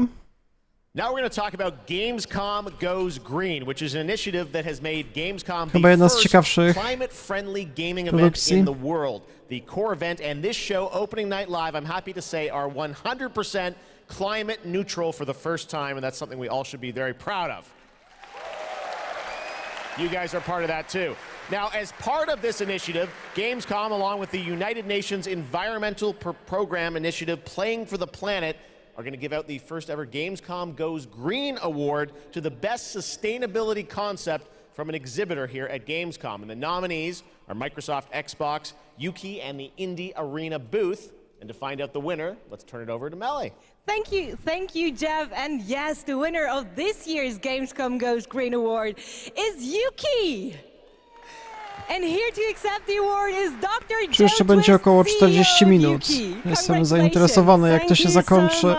Zazwyczaj na koniec są najciekawsze produkcje, żeby to dobrze zakończyć. A takie najmocniejsze zakończenie, które pamiętam z ostatnich lat, to na poprzednim tym Summer Game Fest, jak to zakończyli Elden Ring. Że to było wielkie zaskoczenie. Może dzisiaj coś jeszcze zmienią.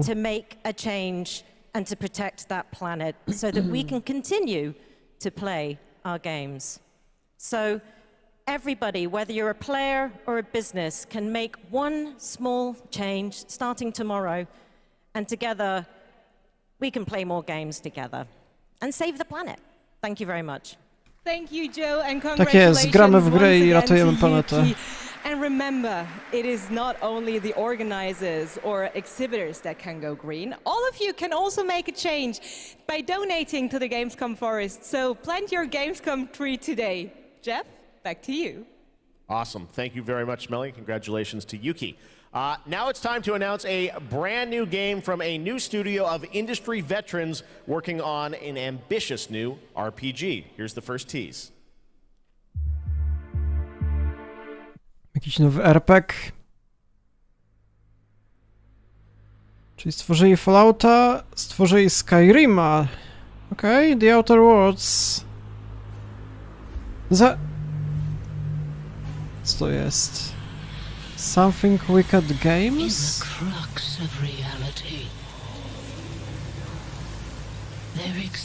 Czy to jest jakieś zupełnie nowe studio?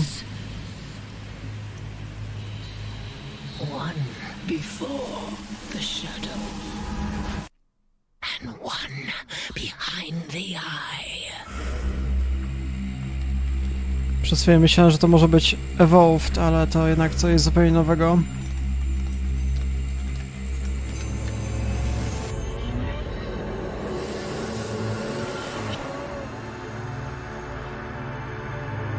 Wyrosong?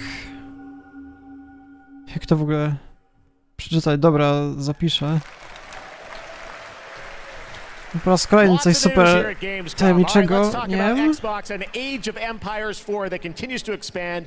Now we have news on the next civilizations joining the battle as free DLC. If you want to learn more about what's happening with Age of Empires 4, tune into the Xbox booth stream for developer interviews on Thursday. But right now, here's that announcement from Age of Empires 4. Nagrywałem z tego kilka odcinków, pamiętam. Fajna gra nawet. There's more than one way to win a battle, and every empire must find their own path to victory.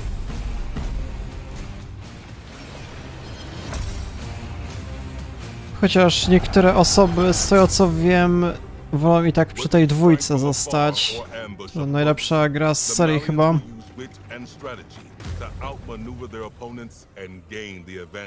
W czwórkę też grałem, fajna sprawa.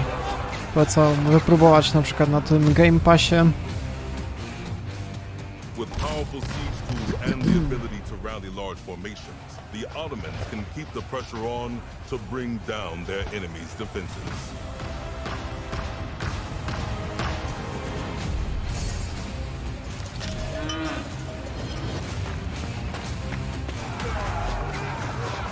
When the drums of war beat, how will you emerge victorious? History is in the making, and your place in it has just begun.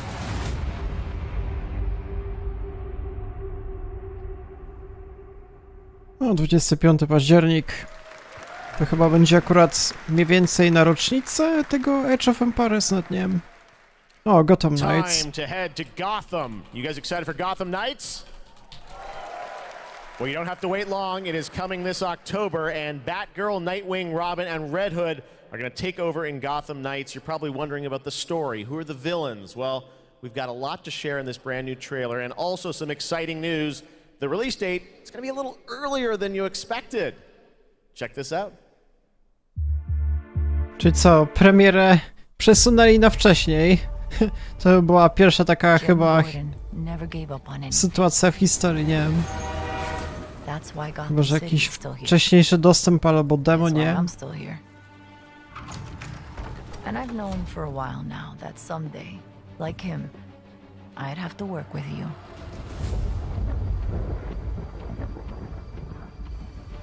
I've seen plenty of criminals in my career, but nothing could have prepared me for this.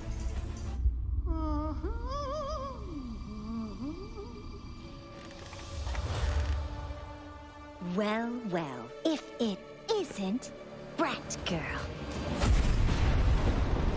Gotham City is at her weakest. There's blood in the water. No w tamtym okresie tyle gier wyjdzie, że dajcie spokój w tym na przełomie października oraz listopada. Play nice. Jakbym miał okazję, to bym zagrał w ten Gotham Knights, ale problem w tym, że wtedy wychodzi na przykład A Plague Tale, Requiem, Scorn, Call of Duty, Sons of the Forest chyba, także potem God of War, nie, to nie ma czasu aż tyle.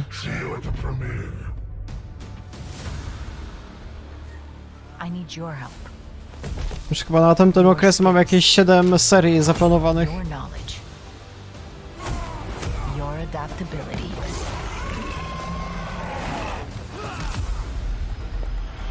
You got my back? Oh, boys!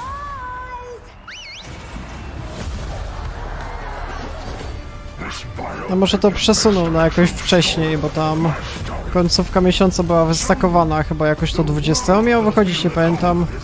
Może to wcześniej teraz dadzą. One last little surprise for you.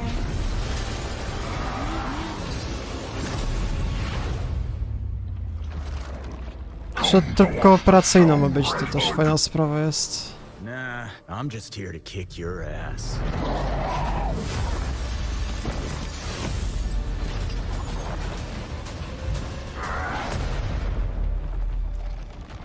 Nie przesunęła, tam powiedzieli, że wcześniej ma być coś, nie wiem.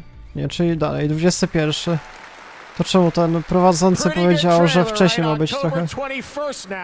For Gotham Knights. All right, now it's time to announce a brand new game from a new studio, the global announcement of the ambitious new adventure game developed by Everstone Games. It's called Where Winds Meet, and it's an interactive open-world RPG featuring action, adventure, and martial arts set in a turbulent time in the Northern Song Dynasty. The combat looks really cool. Check out this announcement of Where Winds Meet.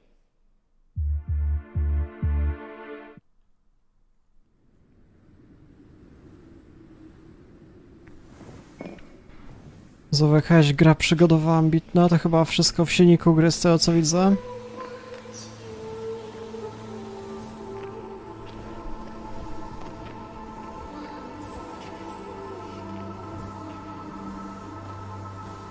Nie wiem czy to jest w silniku gry, szczerze mówiąc.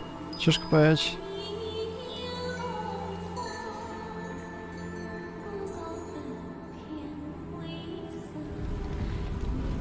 Nie, tak.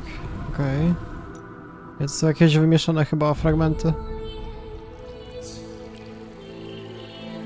Taki klimat, nie, może Sekiro bardziej, taki bardziej mroczny trochę.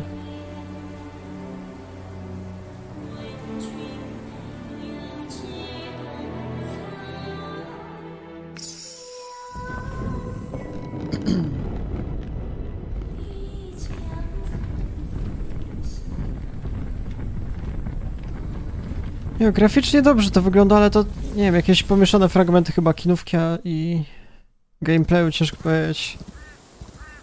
To wygląda jak to jak Ghost of Tsushima teraz wygląda, ale jak tam w szczególności ta trawa była na przykład. Kiedyś to już było przedstawiane, chyba, nie wiem, nie pamiętam. Już widziałem podobne tytuły w sumie. No to się czasami widzi takie super ambitne produkcje jakoś, nie wiem, z Chin, z Japonii czy tam z innych krajów azjatyckich. Ale zanim to wszystko wyjdzie, to nie wiem, 50 lat minie.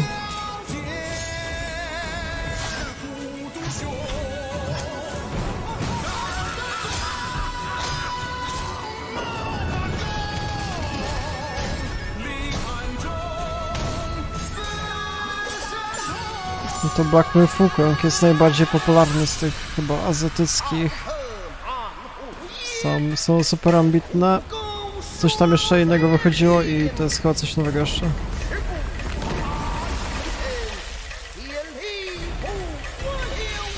To jest ten Wulong? Nie, to chyba coś nowego jest jeszcze.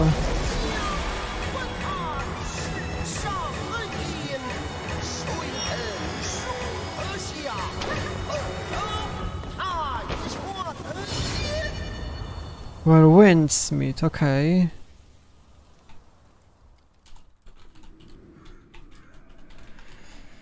Widziałem bardzo podobną grę, ale... Nie wiem, w sumie może to jednak trochę inna będzie. Już jest kilka takich ambitnych produkcji azjatyckich w azjatyckich klimatach.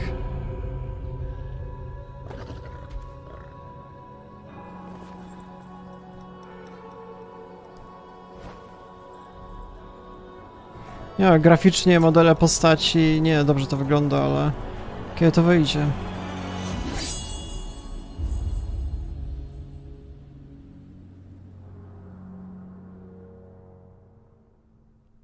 No nawet nie mamy okresu premiery, więc... Tak 2030... Back when we started ONL in 2019, a very special guest joined me here in person to close the show. And this year, when I told him that we were going to be back here live in person, he said, well, I got to take part in some way. So please say hello to my good friend, Hideo Kojima. Mr. Kojima? Kojima, tak jest. GAMESCOM の皆さん、こんにちは。小島秀夫です。僕は今ですね、ゲームの制作、ゲームの新作に Nad wieloma grami pracuję. 今回は別のニュースのお知らせとなります。この度9月から、僕のポッドキャスト番組を Spotify で Nowy podcast, tak 配信する jest. ことになりました。おー。それでですね、英語版と日本語版を、それぞれ同時通訳を交えて制作するというですね、新しい試みです。全世界のリスナーに向けてお届けをしたいと思います。またですね、ジェフ・キーリによるエンタメ業界ニュースのコーナーもレギュラー化の決定です。第1回の配信は9月8日を予定しております。各分野を代表するですね、超スペシャルゲストも登壇予定です。ぜひリンクをチェックして楽しみに待っていてください。以上、小島秀夫でした。ありがとうございます。I co, to tyle od podcaście? Yeah, come on! Jakie będą nowe gry? Last year, Opening Night Live, we announced Park Beyond from Limbic Entertainment and Bandai Namco, and Nic this się nie dowiemy. year they've got an awesome booth trudno. experience for those of you here in person, and for those of you at home, we've got a brand new trailer that shows you more of this incredible amusement park simulation game.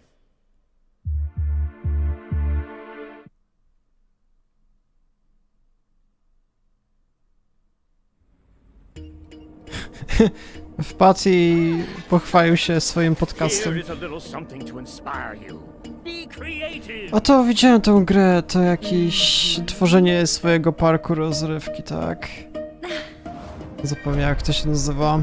A to było wcześniej przedstawione, jakoś z rok temu.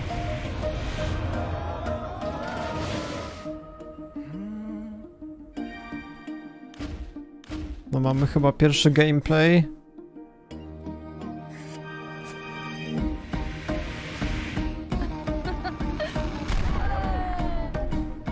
No tak, jakieś tam zwariowane, pamiętam, były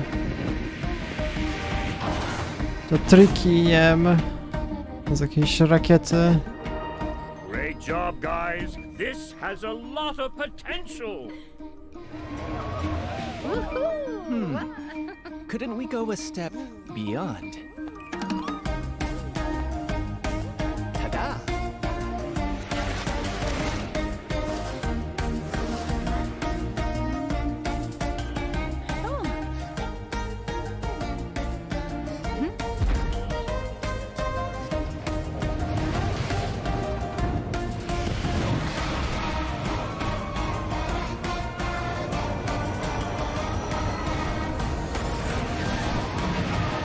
What about you?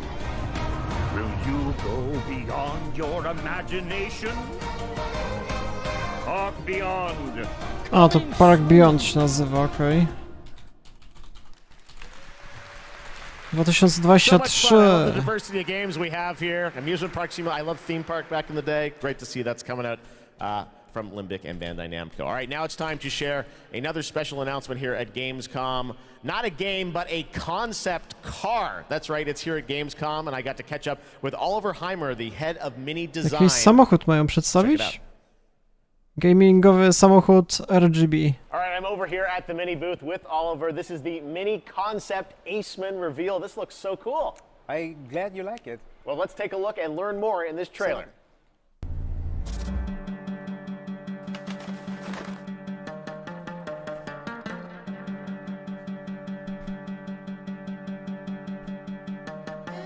No właśnie, nie ma jeszcze gamingowych samochodów, come on! Proszę bardzo, mamy i Pokemony. Możemy łapać w samochodzie. To jest przyszłość.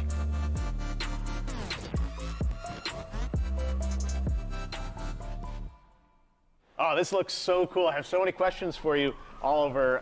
First of all, I want to ask you about this partnership, a car with gaming features and Pokemon. How did this come together? Yeah, first of all, let's talk about Gamescom. You know, Yeah. Gamescom is one of the core Nie, czekam na samochody z jakimiś innymi jeszcze grami, z God of War na przykład. Żeby był specjalny przycisk, będę toporem rzucał. And the Pokemon Company International and we have a lot in common. We're both iconic brands. And Mini is more than a car. It's a character. You partner to explore the world. And the world of Pokemon. Ja pewnie widział tam te wszystkie gameplay jakichś nowych gier, no. To jest akurat ten prowadzący w rozmowie z różnymi deweloperami, nie może powiedzieć. So, first of all, it's all about the Aceman's gaming features. It's designed to be playful as the brand is. The Pokemon mode welcomes you inside of the car. And then you can connect your gaming console to your Mini. And all you notice is a lot of details referencing Pikachu in particular. Yeah. The Aceman is fully electric, just like Czy można do konsoli podłączyć? A do jakiej? Do Switcha pewnie tylko. Is there an overarching motto to this partnership? So indeed there it is. We asked ourselves the question, what is if a car could connect it with your gaming console, just like it does with your smartphone. So we are promoting a playful mindset, just like our brand in Pokemon. So our Gamescom claim is play on, never stop playing. Well, speaking of never stop playing, will we see you next year at Gamescom as well? Yeah, we plan to stay in the game and play on for sure, like we always have from the get-go. So stay tuned. Awesome. All right, Oliver, thank you so much. And we've got much more ONL still to come. O, Warhammer Dark Tide, nowy zwiastun, gameplay, zobaczymy, ale to już wszystko jest wiadome o tej produkcji.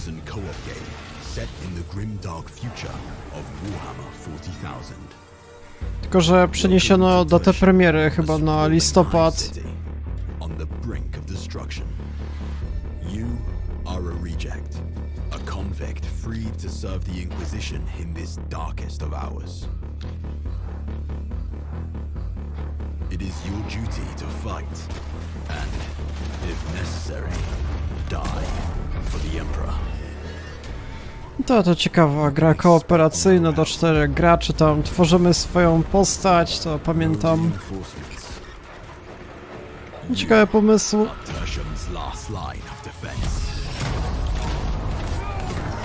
Mają doświadczenie twórcy, tworzy jakieś inne Warhammery, te Vermintide.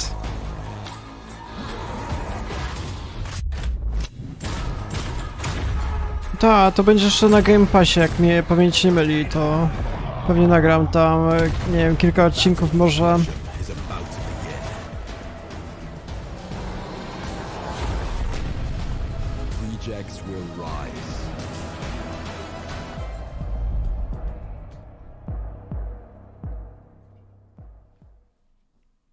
Tak, 30 listopad to miało wcześniej wychodzić, ale zostało przesunięte.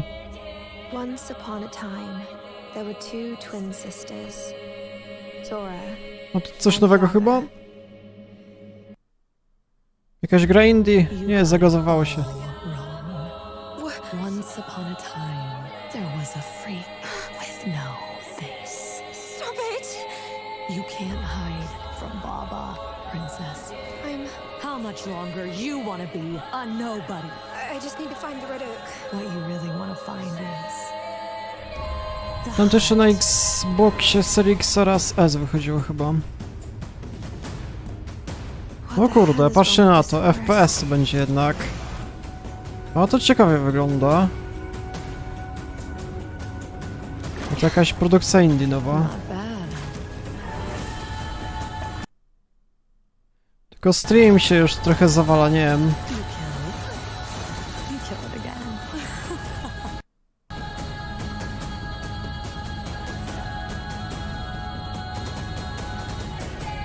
If anything bad happens, always head straight to the Red Oak. Blacktail, okej. W tą zimę już. No to już niebawem w takim razie. Ciekawa sprawa.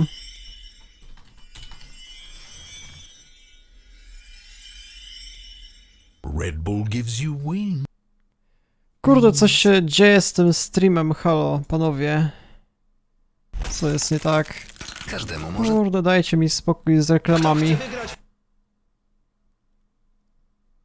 Receptomat.pl. Ja nie mogę, ale głupoty. Chwila, moment. Chciałem zrestartować, bo nie wiem, co tam się dzieje. Świat w STS.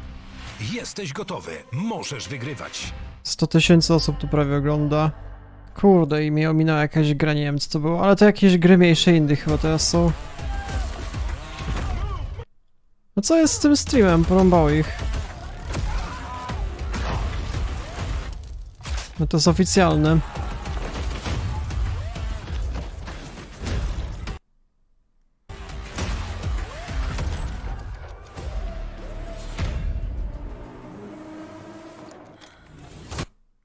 Dobra, może przełączę na coś innego, nie wiem co się teraz dzieje, szczerze mówiąc, na oficjalnym Gamescomie. No tutaj nie powinno być chyba problemów. No tutaj działa normalnie, czyli tam były jakieś dziwne chyba kłopoty.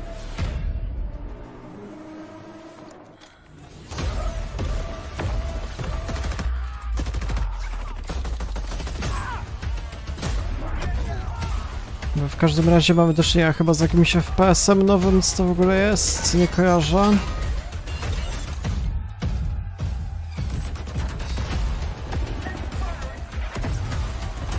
No to mi się z kolei wydaje, że jeszcze gorsza jakość streama, co to w ogóle jest, chwilę. Czyli to streamują z IGN chyba, nie wiem, Crossfire Babylon?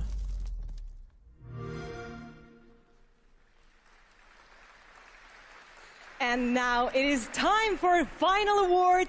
But don't worry, there is more on Saturday, so make sure to not miss our award show on Saturday. But here are your nominees for the most wanted Sony PlayStation game. Nie wiem, trochę gorsza jakość streama, ale no, ciężko tutaj coś lepszego znaleźć. Tamten się lagował. Nie wiem, czy to widać jakąś różnicę. One Piece Odyssey. No ciężko powiedzieć, z tych trzech gier Lies of P jest najciekawszy dla mnie. And the winner is Lies of P! No i dobrze. A to już końcówka, 15 minut, tak szybko czas zleciał. Thank you. First of all, I'm very proud of my team members, and we always do our best to live up to our team's name enough. And finally, do you know BTS? Like BTS in Korean pop, will be enough in the Korean gaming industry. Thank you. 감사합니다. Thank you. Congratulations once again to Liza P. Thank you so much. And yes, that's it from me for tonight. But before I say goodbye, I want to bring your attention to a more serious matter. The past 5 months of war have been devastating for the Ukrainian families, and UNICEF and partners on the ground are supporting those in need. And of course, funds are needed.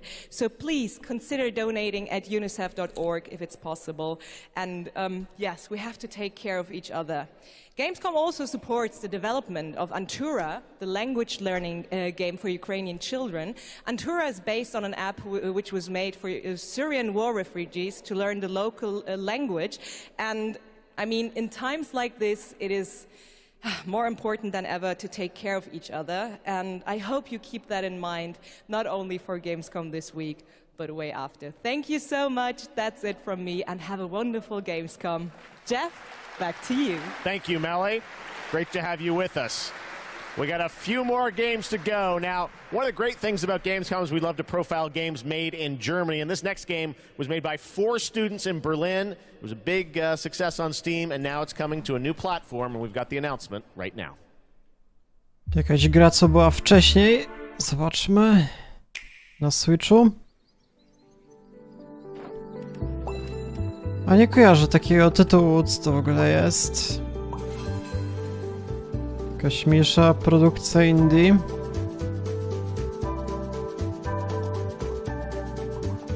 Nie, przyjemnie wygląda, tak jak jakaś, nie wiem, platformówka. Znaczy nie platformówka, co ja gadam. Gra planszowa.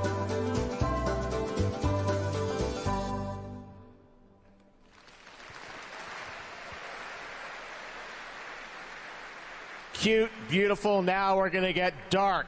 The Outlast Trials. You guys excited for this game? Oh, the Outlast Trials, we showed you last year at Gamescom Open Night Live, and we haven't heard anything since really from the team, and everyone keeps asking to me, wyjdzie? when are we going to get to Nowy play this? Well, horror. tonight, we've got the world premiere of the brand new trailer, and yes, some news on when you might get to play it. Here we go. To jest pytanie, czy w tym, czy w przyszłym roku będzie jakaś tam wersja, nie wiem, beta, czy tam early access.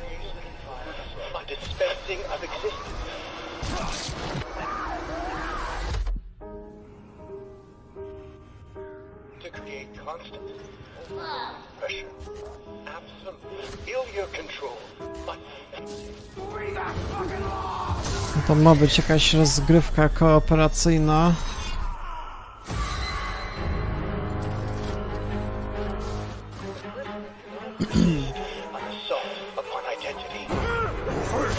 Że jesteśmy w jakimś szpitalu psychiatrycznym, chyba podziemnym, za czasów zimnej wojny. Jak mi się wydaje, jeżeli dobrze pamiętam. Look at that pretty face.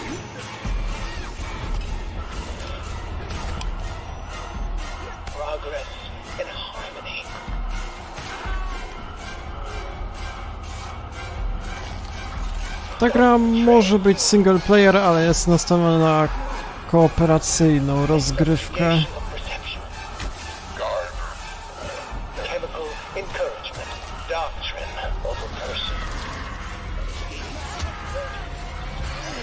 For your own good.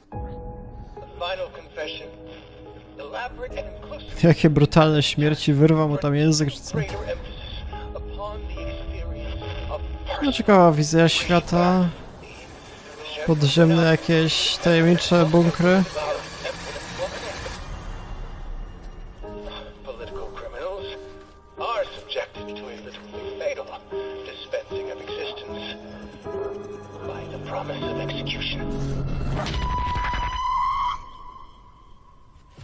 Czyli zamknięta beta 28 październik, tak? That's right. Some people will get to play something this year, the Outlast Trials. All right. Next up, we've got a tease of the first release from Embark Studios, which a lot of the veterans that worked on the Battlefield franchise in Stockholm, Sweden. They've got a shooter wrapped in a game show format where destruction is going to play a key role. What we've got here is a short tease with some actual gameplay in it. The full reveal is coming later in September. You can sign up starting now to get in to start playtests of this. Check out the finals. Czy jakiś FPS z rozwalaniem otoczenia? Zobaczymy, jak to wygląda.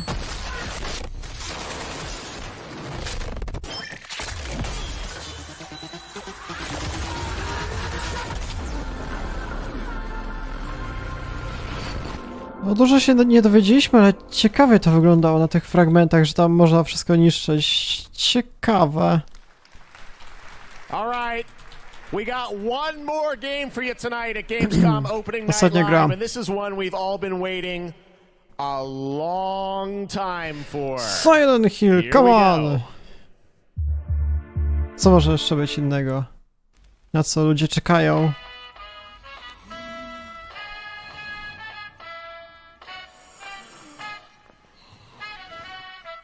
W takim klimacie ten, jak to się nazywa? Dead Island 2. Do Thailand 2 potwierdzone, ja wam mówię.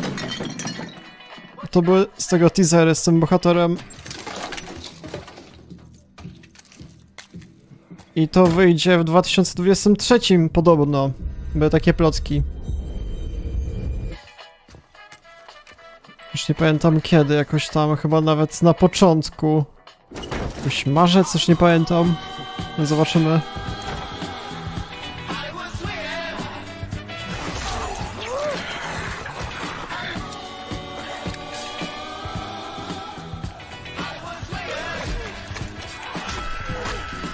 Dobra, ta gra zasługuje na dobre zakończenie. Dobre zakończenie konferencji.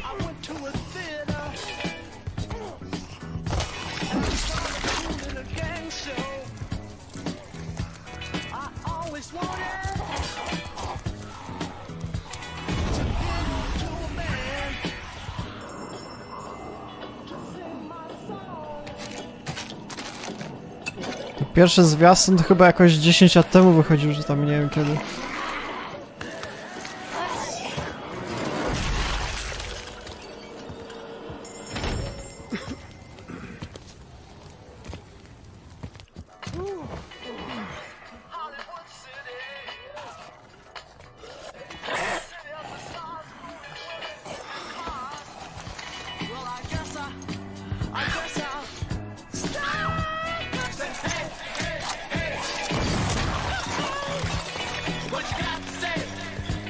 Co za krwawa rozgrywka, trzeba przyznać.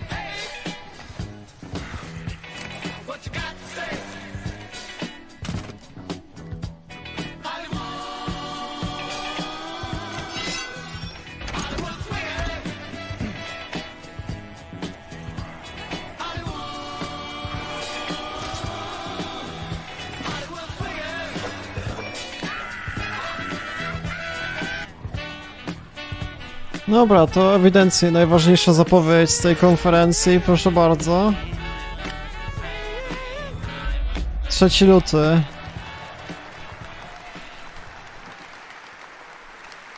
Dobra. Najważniejsza zapowiedź.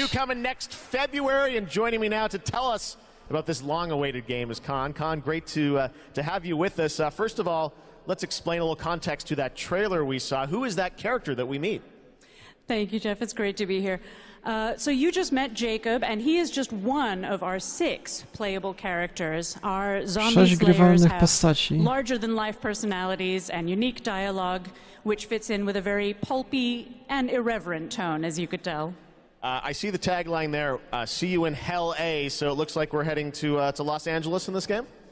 Well, our pulpy tone is kind of a love letter to classic cult Hollywood horror B-movies, so where better to set it than in Los Angeles, sort of a modern paradise gone to hell. Oh yeah, it looks cool. It's obviously over the top. I know you're working on the narrative for it. This game has been, long awaited for many, many years. You guys have been working on it for a few? Yeah, I'm sure some fans would agree with you. It has been long awaited, but Deep Silver Dambuster Studios started work on it about 4 years ago. We were really lucky. We got to build it from the ground up. We got to focus on what we love about the franchise, the over-the-topness, and we think we've got a really great action RPG out of that. So let's talk about the gameplay. We saw the CG piece, obviously, but what can we expect from the gameplay when you show it? So Dead Island 2's gameplay is all about experimenting with your preferred zombie slaying methods, just kind of going nuts. It's a combat Ta była widoczna katana, jakieś bronie palne. Melee brutality with a few guns for fun. Okay, well, can't wait to learn more. When are we going to get to see some gameplay of it? You want to see some gameplay? I think we want to see some gameplay. You guys want to see the gameplay? No to teraz gameplay, come on. Can we do it now? How about now? Okay, let's do it. Here's your first look at the gameplay of Dead Island 2. Thanks, Khan. No i tak się zapowiada nowe produkcje, a nie, że czekać na jakieś gameplay o wiele dłużej. Zobaczmy, jak daleko twórcy zaszli. No, graficznie dobrze to wygląda.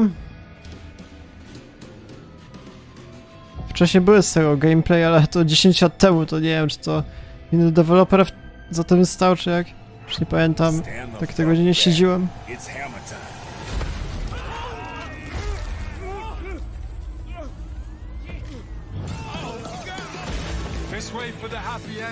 Jimmy?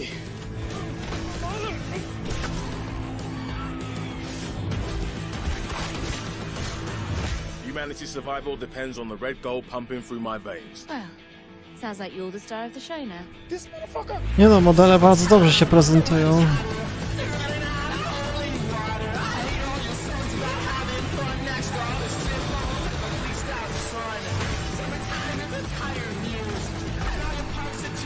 Oh shit!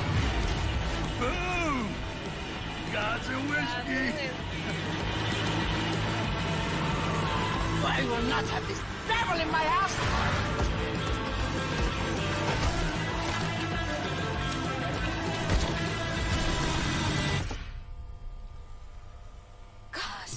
Ciekawe jak to się zaprezentuje, na przykład porównując do Dying Light 2.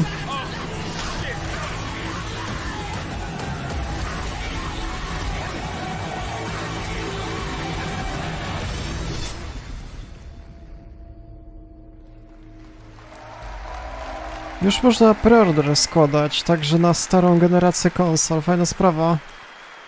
And believe it or not, there is an uncut version of that trailer you can watch online if you want to see even more. All right, well, that's Dead Island 2 coming in February, and that is going to wrap up all the reveals for Gamescom Opening Night Live 2022. It's been a fun show, but before we go, I just want to say I hope everyone has a great Gamescom. There's lots of live streams for the next couple of days, lots of things for you guys to go and play and check out here on the show floor. And as for me and the team, well, we're going to go back to Los Angeles and get ready for the Game Awards 2022, which I'm excited to announce will be live on Thursday, December the 8th. 2022 from the Microsoft Theater in Los Angeles. We've got lots of great stuff we're working on for that. But until then, hope you guys have a great Gamescom. Thanks so much for being a part of Opening Night Live. We'll see you soon. No dobra, to była dobra konferencja, to z pewnością 2 godziny wystakowane zapowiedzi. Nie, dobrze to się zaprezentowało.